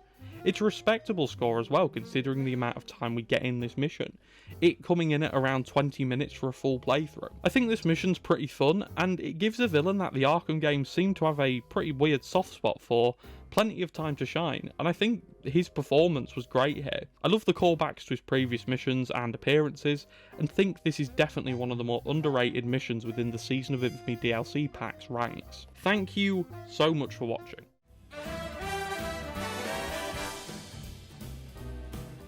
Reviewing Firefly's mission in Batman Arkham Knight in under a minute. The mission story-wise is pretty meh. Firefly has come back to Gotham to set firehouses on fire and generally wreak some havoc on Halloween after the firefighters of Firehouse 17 return to protect the city from the flames. Batman shows up and stops Lynn's completely wrecking 3 different fire stations and commandeers his jetpack back to the GCPD, bringing his night to an end. The story gets a 3 out of 10. The gameplay, well, it's definitely there. You can use the power winch system to activate the sprinklers in the firehouses and scare Linz out of the stations, and then chase him down before jumping out of the Batmobile and punching him, before on the third go he stopped for good. It's boring, repetitive, and a damn sight worse than his Origins boss fight. 3 out of 10. Finally, difficulty. It's not hard at all. Even an actual fly could probably work their way around it. 2 out of 10. Overall, Gotham on Fire gets a disappointing 8 out of 30. What did you think of the mission? Reviewing Deacon Blackfire's mission, Lamb to the Slaughter from Batman Arkham Knight in under a minute out of 30, because it doesn't deserve a full video. The story begins when reoccurring reporter Jack Ryder was abducted by a religious cult ran by Deacon Blackfire, a D-tier Batman villain who didn't do himself any justice here. Batman shows up and saves Ryder by taking out Blackfire's cult in a large combat section, bringing Blackfire's night to an end as swiftly as it begun. The story gets a 2 out of 10. Gameplay's a giant combat section with minimal mix-up or changes. It's easy enough despite the large enemy count. That's it really, it gets a 4 out of 10 purely because combat in this game is fun. Finally, the difficulty. One large combat section and not much else gives this mission a low 3 out of 10. It's easy enough to get through since there's not much going on in terms of variety. Lamb to the Slaughter gets a 9 out of 30. What did you think of the mission? Reviewing Hush's side mission in Batman Arkham Knight in under a minute. First, the story. After an interesting setup in Arkham City, Thomas Elliot returns looking exactly like Bruce Wayne and attempts to take all of Wayne Enterprises' funds, ruining Bruce Wayne's legacy. He attacks Lucius Fox to gain access to the computer in Bruce's office and begins the bank transfer. Batman shows up and the two talk backstory. Batman takes his mask off and reveals himself to be Bruce Wayne, and in a moment of fear from Elliot, Batman strikes and smashes Hush through the table with an assist from Lucius. Given what this could have been after his really good setup in Arkham City, it gets a 3 out of 10. It's sadly just a bit of a letdown. Onto the gameplay, you literally just counter Hush's attack. It's a 1 out of 10, a point per button press required to take him down. Finally, the difficulty. It's a 1 out of 10, a point per brain cell required to do this mission. Overall, Friend in Need gets a record low 5 out of 30. Reviewing Man-Bat's side mission in Batman Arkham Knight in under a minute. The mission begins when Batman and the player are jump scared out of their socks and Batman begins hunting down the new Bat on the block, and finds from a blood sample that he was once Dr. Kirk Langstrom. He heads to Langstrom's lab and finds his wife dead amidst the debris covering the lab. Batman does some detective work to find that Kirk was trying to splice bat and human DNA to cure deafness.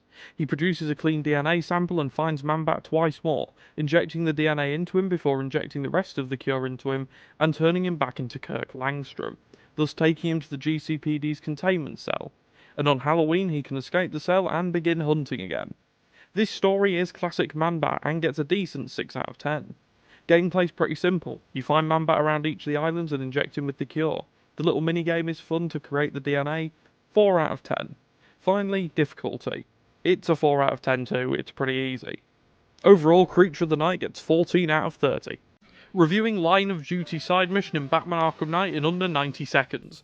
The story begins when Aaron Cash tells Batman that firefighters from Station 17 have gone missing. Batman finds all of the fire crew have been kidnapped and taken across Gotham to be brutalised.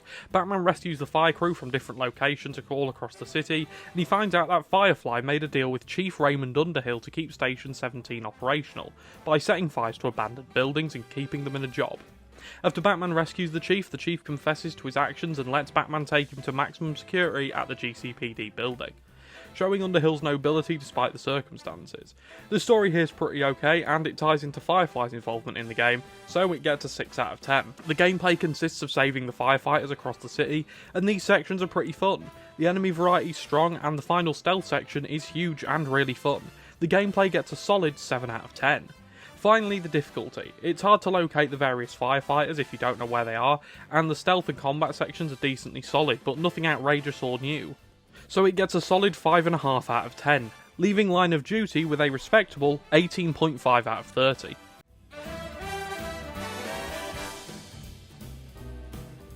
Welcome back. Now the Arkham Asylum video is done and out. Regularly scheduled programming is set to continue. Batman Arkham Knight has a lot of side missions, some good, some bad, some useless, all worthy of being ranked. I like ranking things, it keeps my life in check. Today we'll be ranking Arkham Knight only side missions which actually involve the Arkham Knight, those being Own the Roads, Campaign for Disarmament, Occupy Gotham, and Armoured and Dangerous.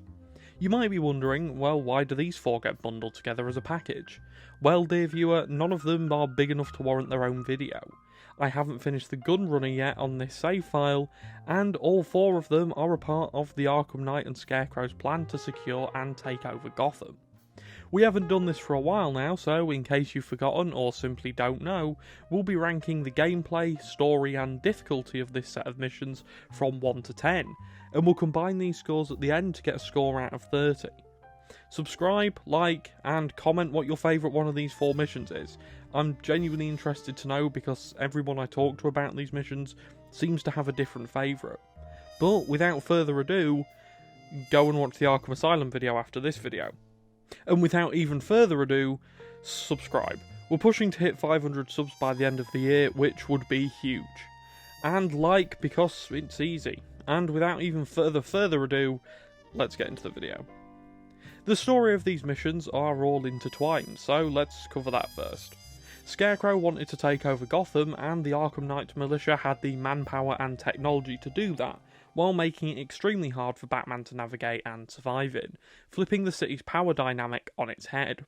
The militia set up guard towers on the roofs to nullify Batman's aerial presence, command posts around the ground to occupy different streets, and bombs are placed around the city to ensure that no outside presence interferes with the Knight's proceedings. See, he isn't stupid, and there is a law reason Batman doesn't call in help. And finally, the Arkham Knight's lieutenants are placed in armoured APCs to protect them should they be pursued by Batman at any point in the night.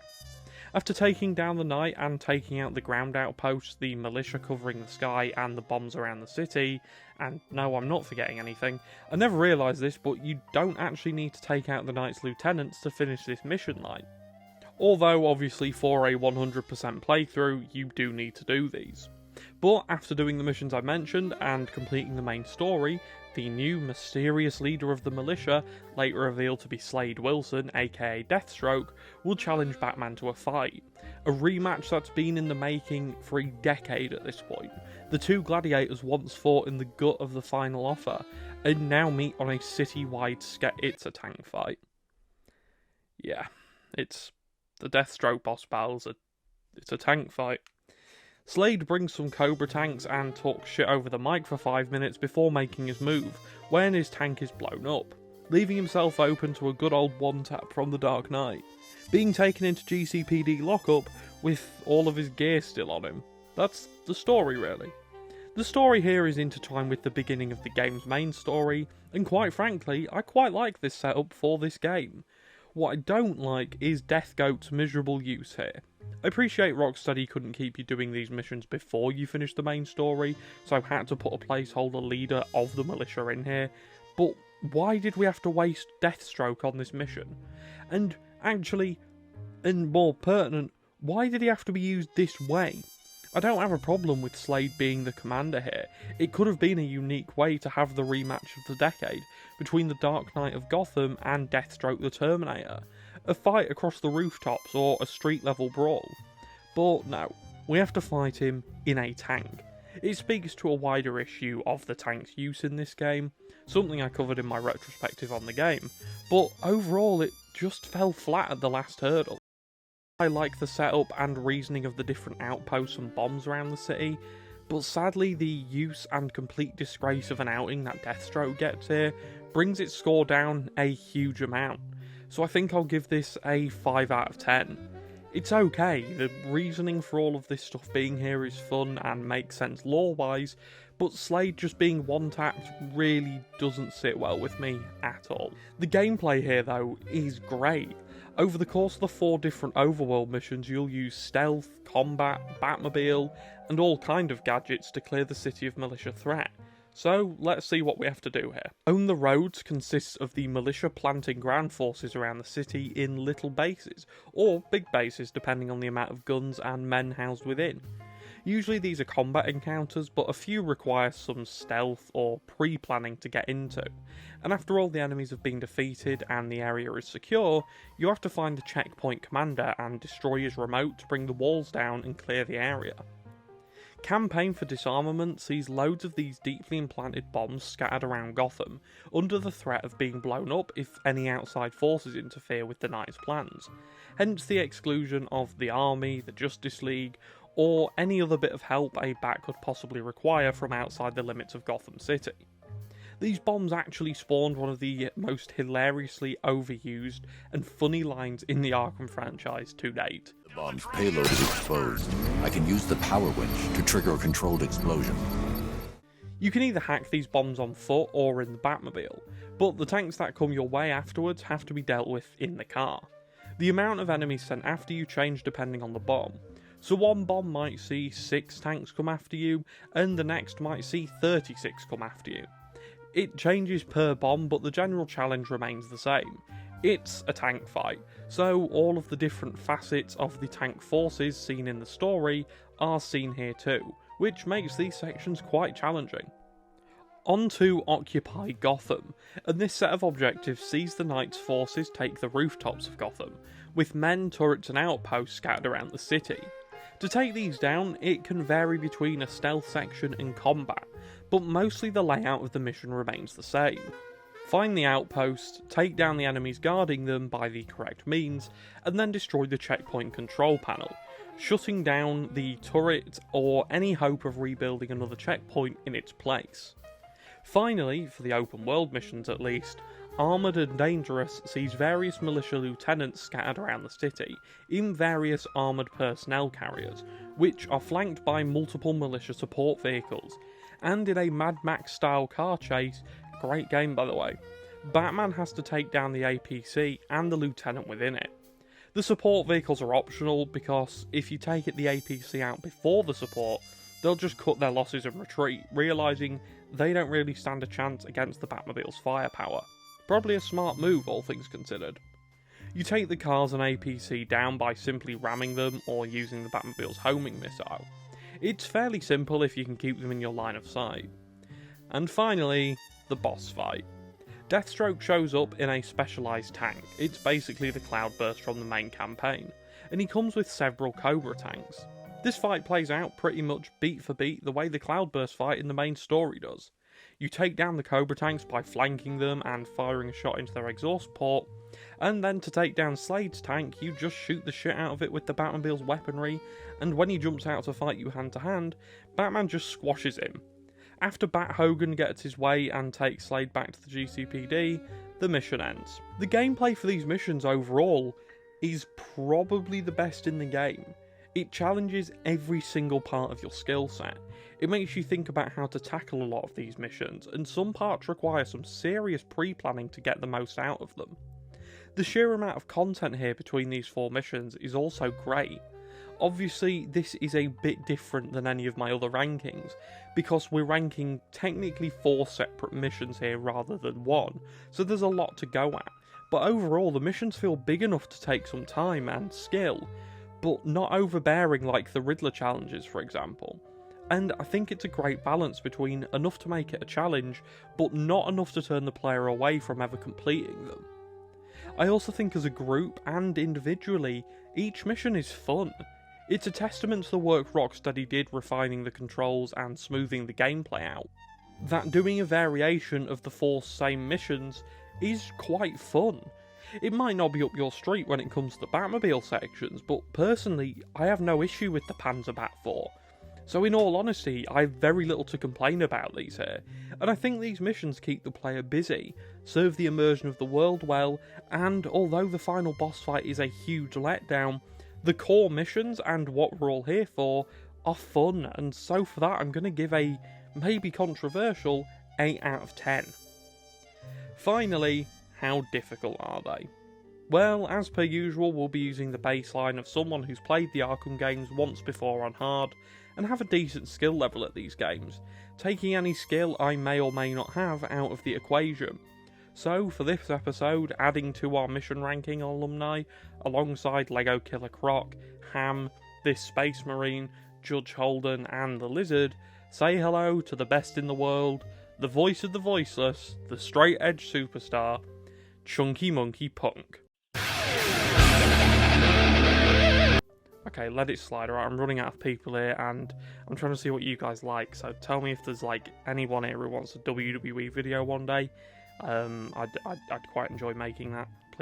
Please, someone, just one person, just go, yeah, you can make it, and I promise I'll make it. You are so washed. I'm not washed, you're washed. Charles Manson Punk might have actually played the Arkham games before. I don't know him. It's a lot easier to make jokes when the people you pick aren't real, but ever since they added CM Punk's old theme tune back into WWE 2K24, I have been on an absolute warpath with that man in exhibition mode. And so, for the sake of this video, we're going to assume that Combustible Marquisio is a huge Arkham fan, and run with it.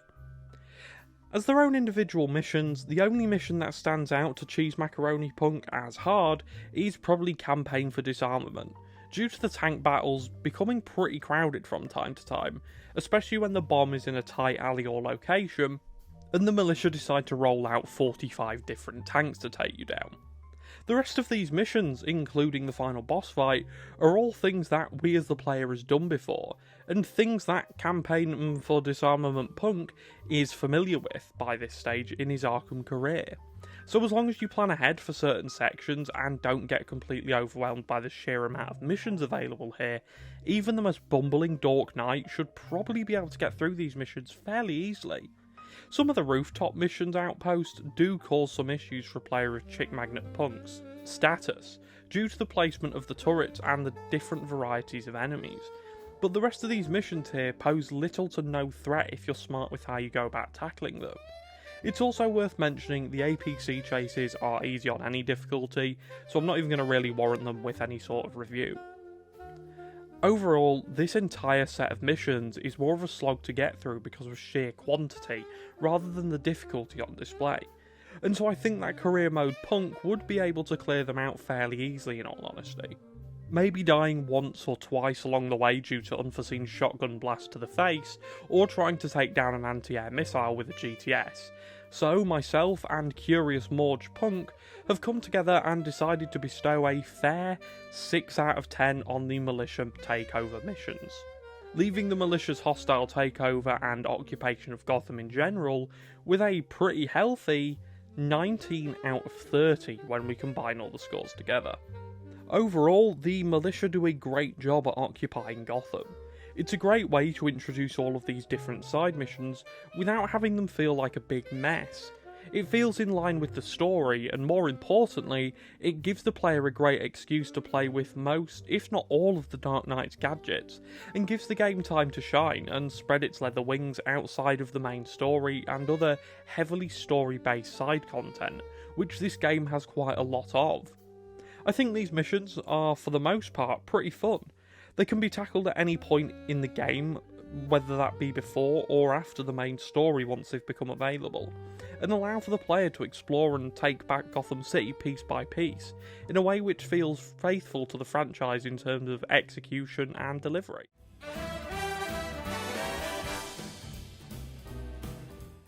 So let's start with the story for today's mission, Gunrunner. The story begins with Dick Grayson, Nightwing, wanting to meet Bruce on the rooftop of the Raleigh Ferry Terminal. Nightwing's been tracking down the Penguin's illicit firearms smuggling business, which is being ran through a front business of North Refrigeration. He invites Batman to meet up and break up a deal and track one of the North Refrigeration trucks back to one of Penguin's hideouts. The former dynamic duo discuss the mission at hand, and Nightwing hands Batman a prototype disruptor, which has a tracker in it.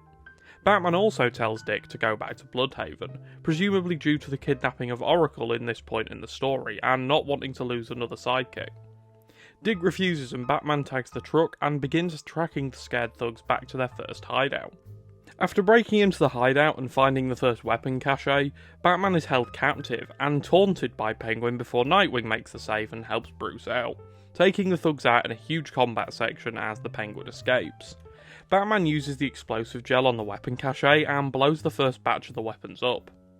Nightwing tells Batman that despite Batman not wanting his help and having his concerns, he's needed as much as he is in Bloodhaven, Gotham's neighbouring city, as he is in Gotham tonight, because Penguin's guns are on the streets in his city, and so to stop that, he's needed here. Batman reluctantly agrees and lets Nightwing tell him the location of the North Refrigeration trucks to be tracked to more hideouts. Nightwing then feeds information to Bruce regarding 3 more caches, doing the same trick as before, tagging a van and following it back to a cache before taking down the thugs guarding it with Nightwing's help, and then blowing the weapons up using the explosive gel, until after taking down one of the caches and Nightwing doesn't help out, Nightwing reveals that he's actually got Penguin right where he wants him. He's been taken hostage by the Penguin, which is what will happen to you if you don't subscribe, and now he needs to be saved. Batman follows Nightwing's tracker and finds he's being held in the Amatec building in Otisburg. He infiltrates the building and finds Nightwing being heavily guarded by Penguin's thugs, who are taunting him and beating him. Batman eventually finds a route in and smashes through the wall, saving Nightwing, as the pair launch into action and begin taking down Penguin's thugs in a huge fight. Working together, the pair take down Nightwing's captors, and assuming that this is the last cache, Batman heads into the weapons vault, sprays the explosive gel, and as he's about to blow the final weapons up, Penguin takes Nightwing at gunpoint, and Dick begins telling Oswald about the Flying Graysons and how good they were, before elbowing Penguin and setting him up to be slammed down by Batman, before Bruce pins Oswald down and blows the final weapon cache up, much to the dismay and angry outrage of the Penguin, before Bruce shuts him up completely. Here we get one of the most emotional scenes in the game. Knowing he won't, or at least Batman won't survive the night, Bruce tells Dick he's proud of him.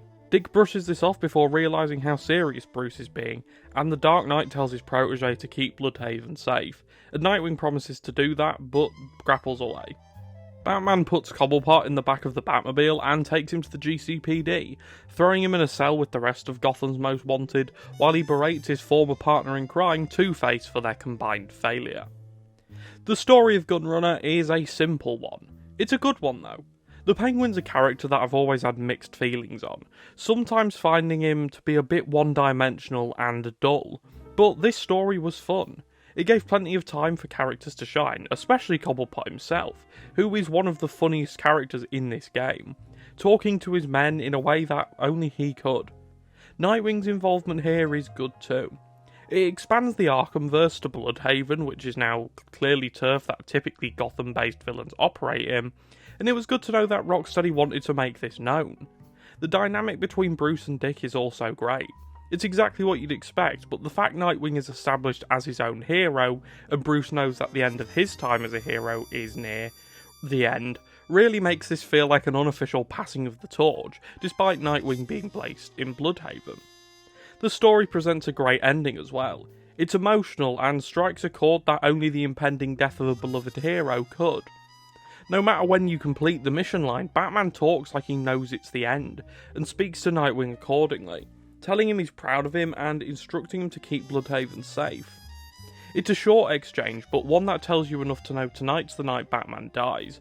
Whether it be the myth or the man, tonight will change Batman and thus his family forever. Overall, given the decent story, Penguin's great showing, and the extended relationship shown between an established Nightwing and a veteran Batman who's nearing the end of the road, I find it quite hard to knock this story. It could have given Penguin more actual screen time, but that might just be a bit greedy of me to ask. So overall, Gunrunner's story gets a very respectable 8 out of 10, ranking it against the other side missions, and it's one of the better storylines in this game. It has backstory, emotional stakes, and most importantly, a good overarching narrative, albeit a simple one. So, now we know what the story of the mission is like, let's take a look at the gameplay. The gameplay of Gunrunner boils down to 4 things: tracking the vans back to the weapon caches, breaking into the cache, taking down the thugs guarding it, and then blowing the weapons up. This is a fun loop for the most part. The start of each mission where you have to follow the van back to the cache is pretty cool, although sometimes the henchmen seem to take the longest possible route to the cache, which is both quite funny and the most annoying thing ever. You have to make sure Batman isn't spotted on your way back to the cache, which means you have to hang back just enough to lure them into a false sense of security, but keep your eyes on them so they don't get away. Once you get to the caches, each area has its own little challenge to get inside, whether it be a lone sniper, a Batmobile challenge, a combat section, or even a fully fleshed out stealth section. This provides an extra level of planning when you eventually get to the caches, and some of these sections are genuinely quite tricky. Nothing we haven't done before at this point in the story, but still enough to, for the most part, make you think strategically.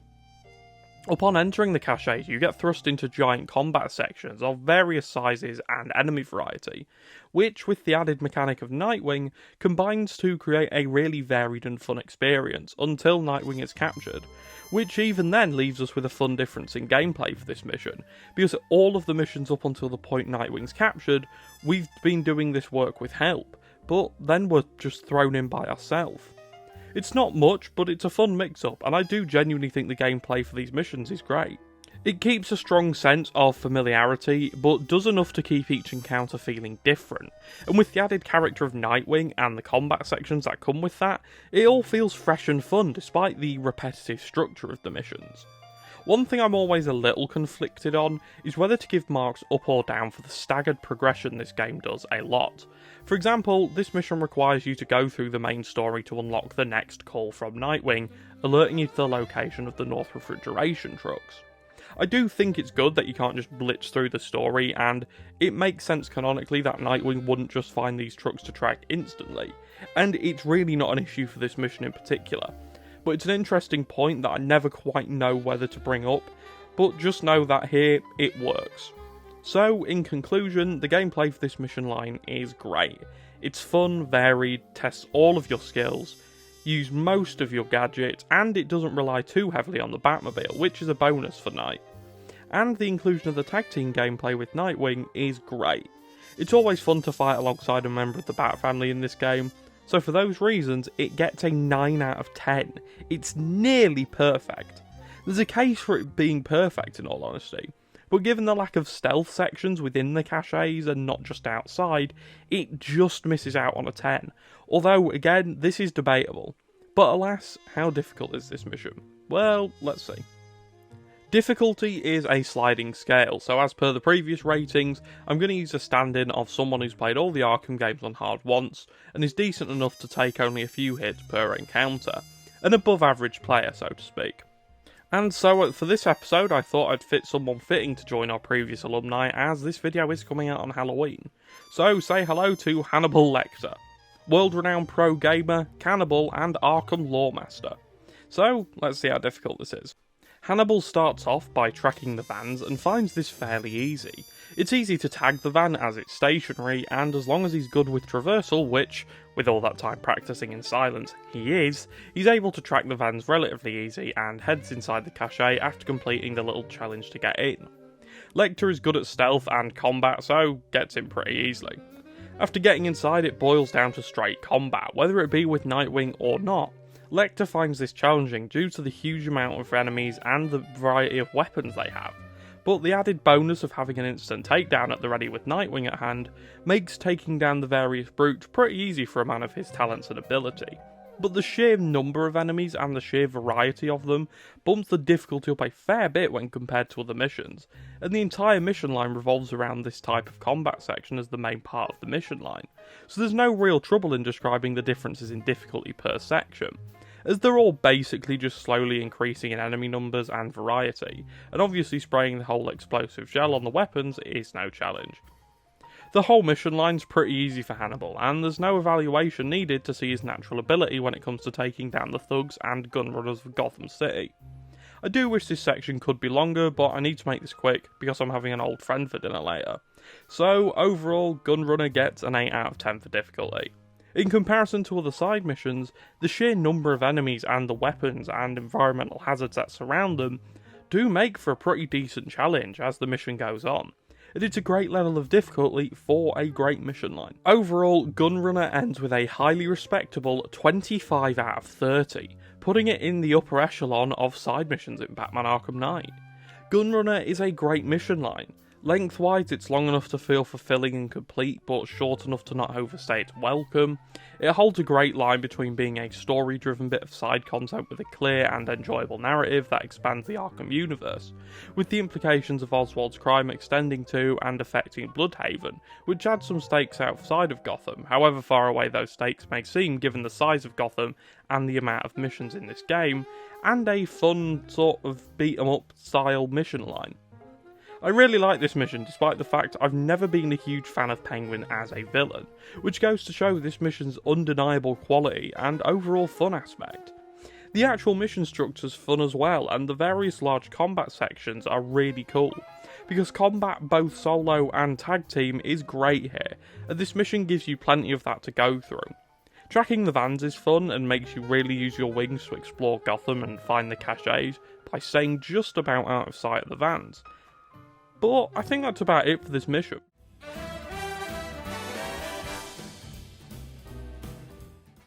The story of Shadow War begins when Alfred tells Batman that an officer has spotted some quote-unquote crazy-ass ninjas jumping and fighting across the rooftops of Gotham City.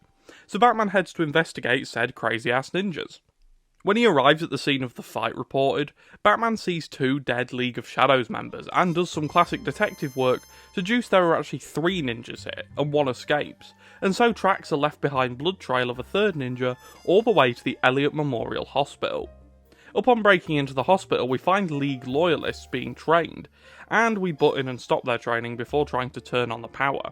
But the power's off, so we use the remote Batmobile control and turn on the backup generator, granting the Dark Knight access to the lower floors of Elliot Memorial. Upon getting to the bottom floor of the hospital, an eerie scene unfolds. The corridor is plastered with bodies, strung up, dead in a pile. All dead. Apart from one.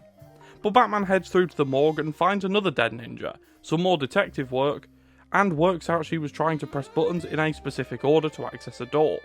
He follows the pattern and opens the door, leading to a huge chamber with a throne-like centerpiece in the background of the room. In the throne, connected to tubes and wiring, sits Ra's al Ghul, dying and being kept alive by the Lazarus he's abused for so many centuries.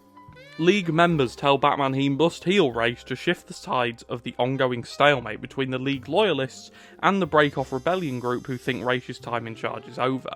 Ra's pleads with Batman, even using his fallen daughter, Talia, as a bargaining chip to make Batman comply and bring him back to power.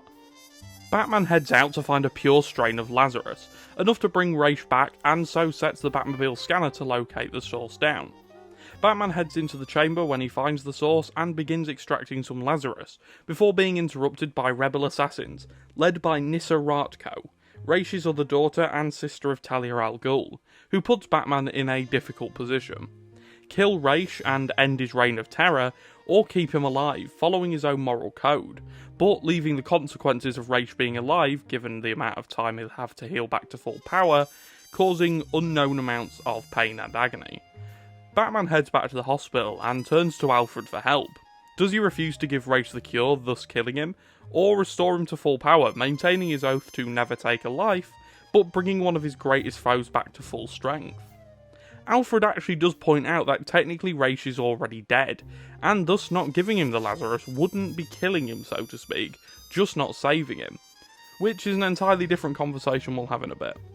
But Batman heads down to the chamber to make his choice. Depending on the choice you make here, Batman will either administer the Lazarus and end up fighting the rebel assassins, which ends with Nyssa being killed by Ra's, but in the aftermath of this, averting an all-out war as both factions seem to leave Gotham. On the flip side, if Batman decides to withhold the cure and let Ra's die, the Loyalists fight Batman, and after he takes them out, Nyssa prepares to kill what she describes as what's left of her father, but Batman talks her down and takes Ra's into custody at the GCPD. Ra's tells Batman he's proud of him, and the curtain closes on Ra's al Ghul, his final few days spent in GCPD lockup. Wow, so where do I even start with this? Well, I think it's obvious enough given the ending and the choice you're presented with. The story itself is great, and the ending is intriguing. It presents the question of whether letting someone willingly die is killing them. Is standing by as someone takes their last breaths while you stand there with the power to save them, killing them? Well, by all accounts, this game presents the choice to save Ra's as the right one. It preserves Batman's no-kill rule, but at the same time, by that logic, he broke this rule underneath the Monarch Theatre back in Arkham City when the Joker drew his last breaths. Batman says he would have saved him, but here you can actually kind of prove whether Batman actually would have saved him, depending on your final choice in this mission, which is a nice little callback. If left to die, Bruce will actually carry Ra's body out of the hospital like he carries Joker out. I could honestly make an entire video on this mission and this choice by itself, because it brings up some great conversations about Batman's code, what the morally correct choice is, and more stuff like that. It's great and lends a huge amount of conversation and interest to all the characters involved.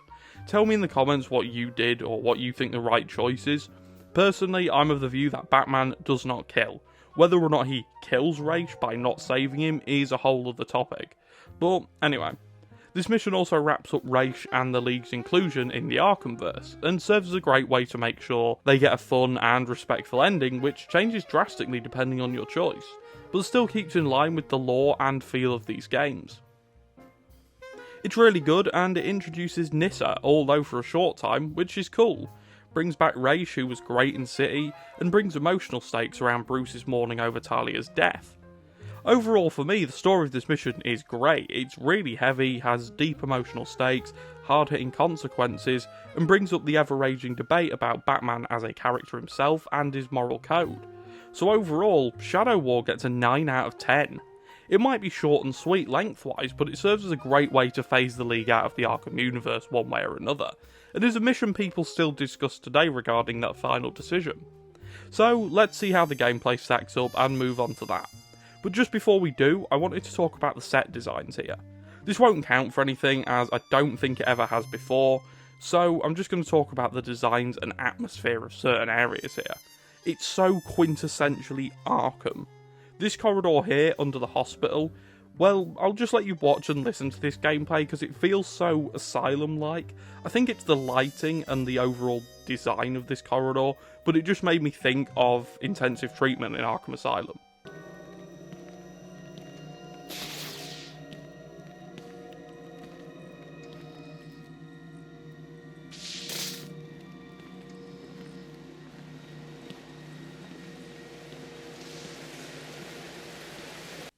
Also, in the chamber where the Lazarus is, there's a huge amount of that Arkham atmosphere.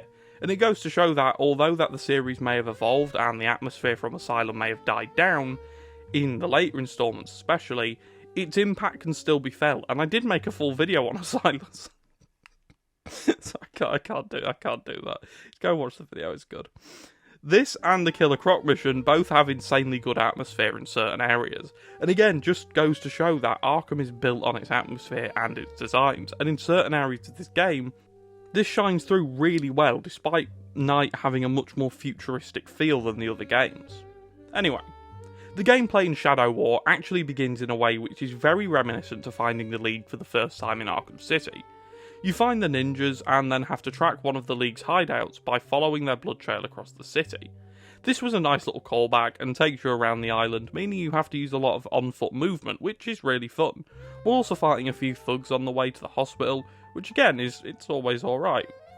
After getting to the hospital, there's a little combat section which has ninjas involved, which is always a tricky mix-up personally.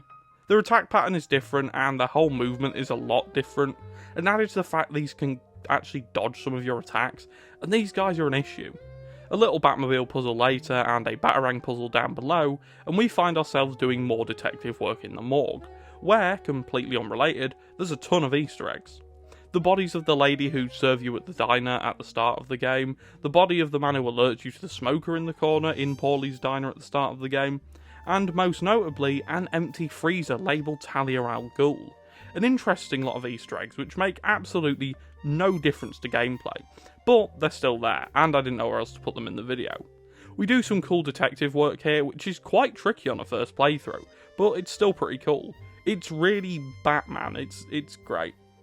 Then the drive to find the Lazarus is pretty average Arkham Knight stuff. It's alright, but something we've done before in the story, and I'm sure a lot of people would just wish wasn't there, but it makes sense to do. Then the combat in the final two segments, in the chamber and in Race's throne room, or whatever it's called, are really cool. The ninjas do these cool attacks which are very reminiscent of the fights against the martial artists in Origins, with these long multi-attack sequences which are really cool and a good mix-up. The sequences are so different from any other combat point in the game, and it just makes this mission feel really unique combat-wise. Overall, the gameplay here is pretty fun. It combines detective work, varied combat, and unique gameplay, and even a little bit of Batmobile gameplay, which all combines to make a really fun and enjoyable experience. Each part of the mission has its own unique gameplay element, and it just creates a really concise and unique experience as a package. I love the detective gameplay here. It begins very similar to City, which is a nice callback, and then there's the other part in the morgue, which is actually really fun. There's plenty of ways to mess up and play around with different combinations, and so when we look at the gameplay as a complete package, considering it only really lacks a stealth segment, which wasn't really expected anyway, I have to give Shadow War an 8 out of 10. It's fun, unique, and introduces features which I wish were in the main game, and in my opinion they just weren't used enough. And overall, the experience keeps the player on their toes, which again makes for a really fun experience. Anyway, let's see how difficult this is. Finally, the difficulty. Usual stuff, we're ranking this based on a player who's played the Arkham games once on hard, and is okay at the games, so for this video, we're using someone who has a very specific set of skills. Impressive to the untrained eye, Liam Neeson. I'm sure Liam Neeson loves the Arkham games. They've taken him a while to complete, although he's not on the A team of Arkham players, he's definitely still up there. The initial detective part following the blood trail can actually be pretty tricky if you don't know where to go from the jump. The trail leads you across all sorts of elevations and all sorts of rooftops across the island, and takes a fair bit of time to find where you have to be. The combat segments aren't too hard, but the ninjas are always an issue. One I tend to hate personally, but Obi-Wan over here is doing pretty good with this, dealing non-stop damage to build up his combos. The other detective section isn't too hard for a man of his skills. It's just common sense, and the game kind of walks you through this section pretty well, so it's a pretty easy task. The hardest part of this mission isn't actually gameplay related though, it's the choice at the end. For a man of many roles and many acts, Raish has decided whether Raish's life is worth saving or letting burn out. That's probably the most challenging part here, but overall the actual gameplay here isn't overly difficult. There are definitely a few smaller challenges, namely the remote batarang challenge early on, and the opening detective work, which can cause some issue for the uninitiated, but nothing too serious. And for that reason, and everything I've said above, Shadow War gets a fairly decent 7 out of 10. A more challenging mission when compared to a lot of the other side missions in this game, but nothing overly outrageous to the point where you just can't complete it. Overall, Shadow War gets a 24 out of 30. A score that is fitting for the Demon's Head's final outing in this universe for now. Respectable, if nothing else. Shadow War for me is a great mission line. Its story combined with the varied gameplay and great ending all make for an unforgettable side mission, which tops off the Season of Infamy DLC very nicely.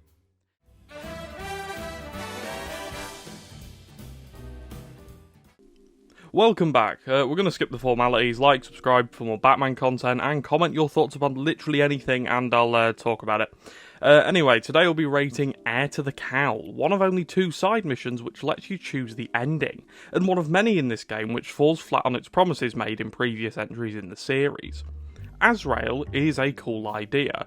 Nightfall is a great story in which Azrael gets to shine, but this game forgot how cool Azrael was, and so let's get into the story of Azrael, as we rank Heir to the Cowl. Subscribe, we're going for 1,000, love you. Heir to the Cowl begins when Batman's alerted to a burning bat symbol on a rooftop in Kingston.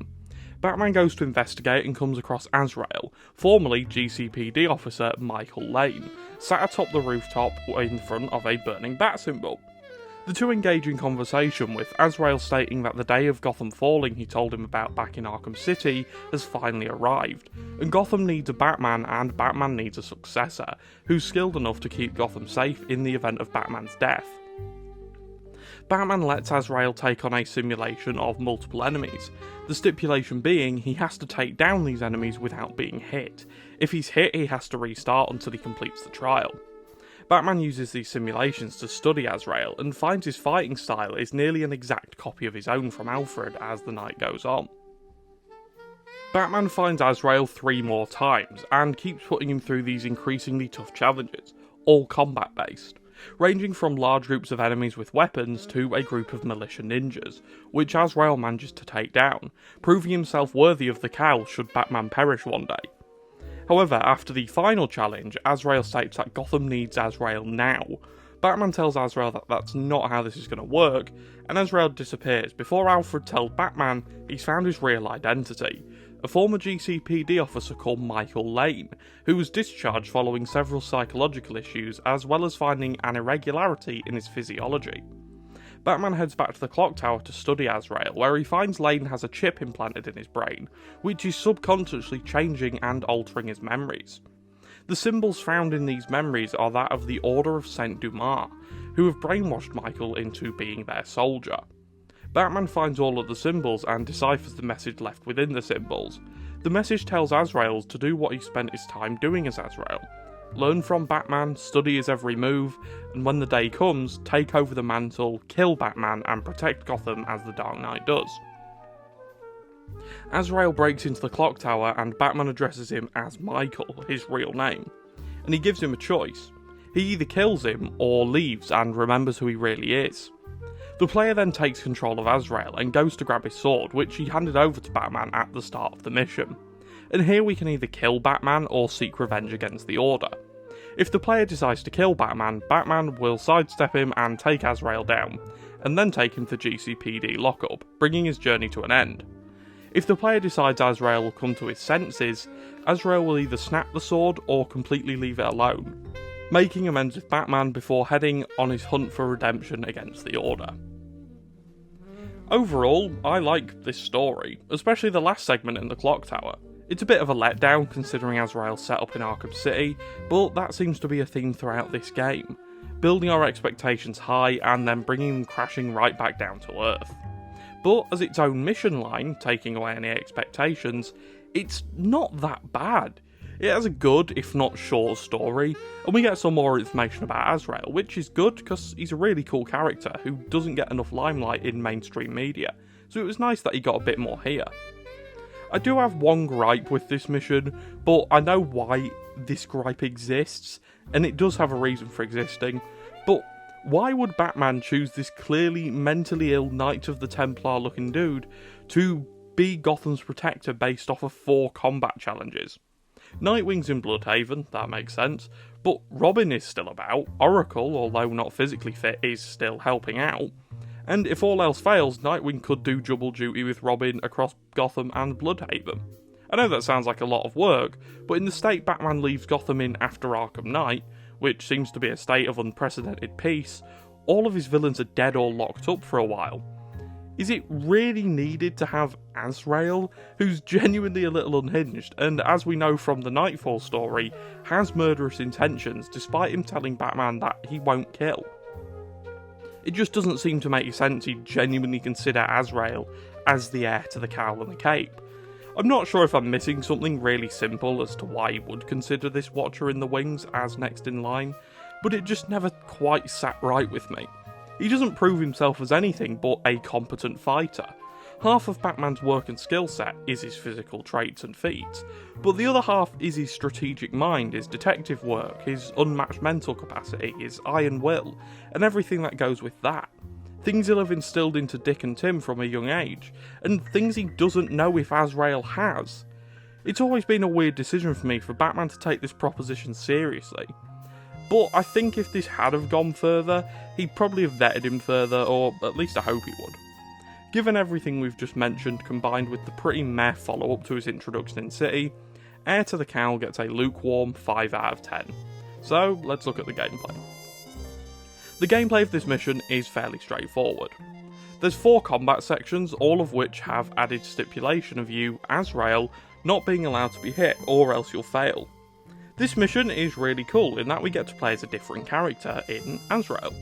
In theory, this is a great idea, but in practice, this is a reskinned Batman. Not a bad thing for familiarity's sake, but on the flip side, this kind of sucks. We get to control a seemingly more brutal and snappy Batman, but he controls the exact same and keeps the exact same moveset. This is explained in-game as Azrael having studied Batman's moveset since Arkham City, and he doesn't want to kill if Batman doesn't, and this does make sense. But it would have been nice to see some mix-up, maybe like in the final Joker section of the main story at the end of the game, where every now and then Batman's moveset is mixed in with Joker's more brutal fighting style. It would have been cool to see this, but with Azrael's own fighting style instilled in there somewhere. That would have been nice, but overall, this is pretty cool.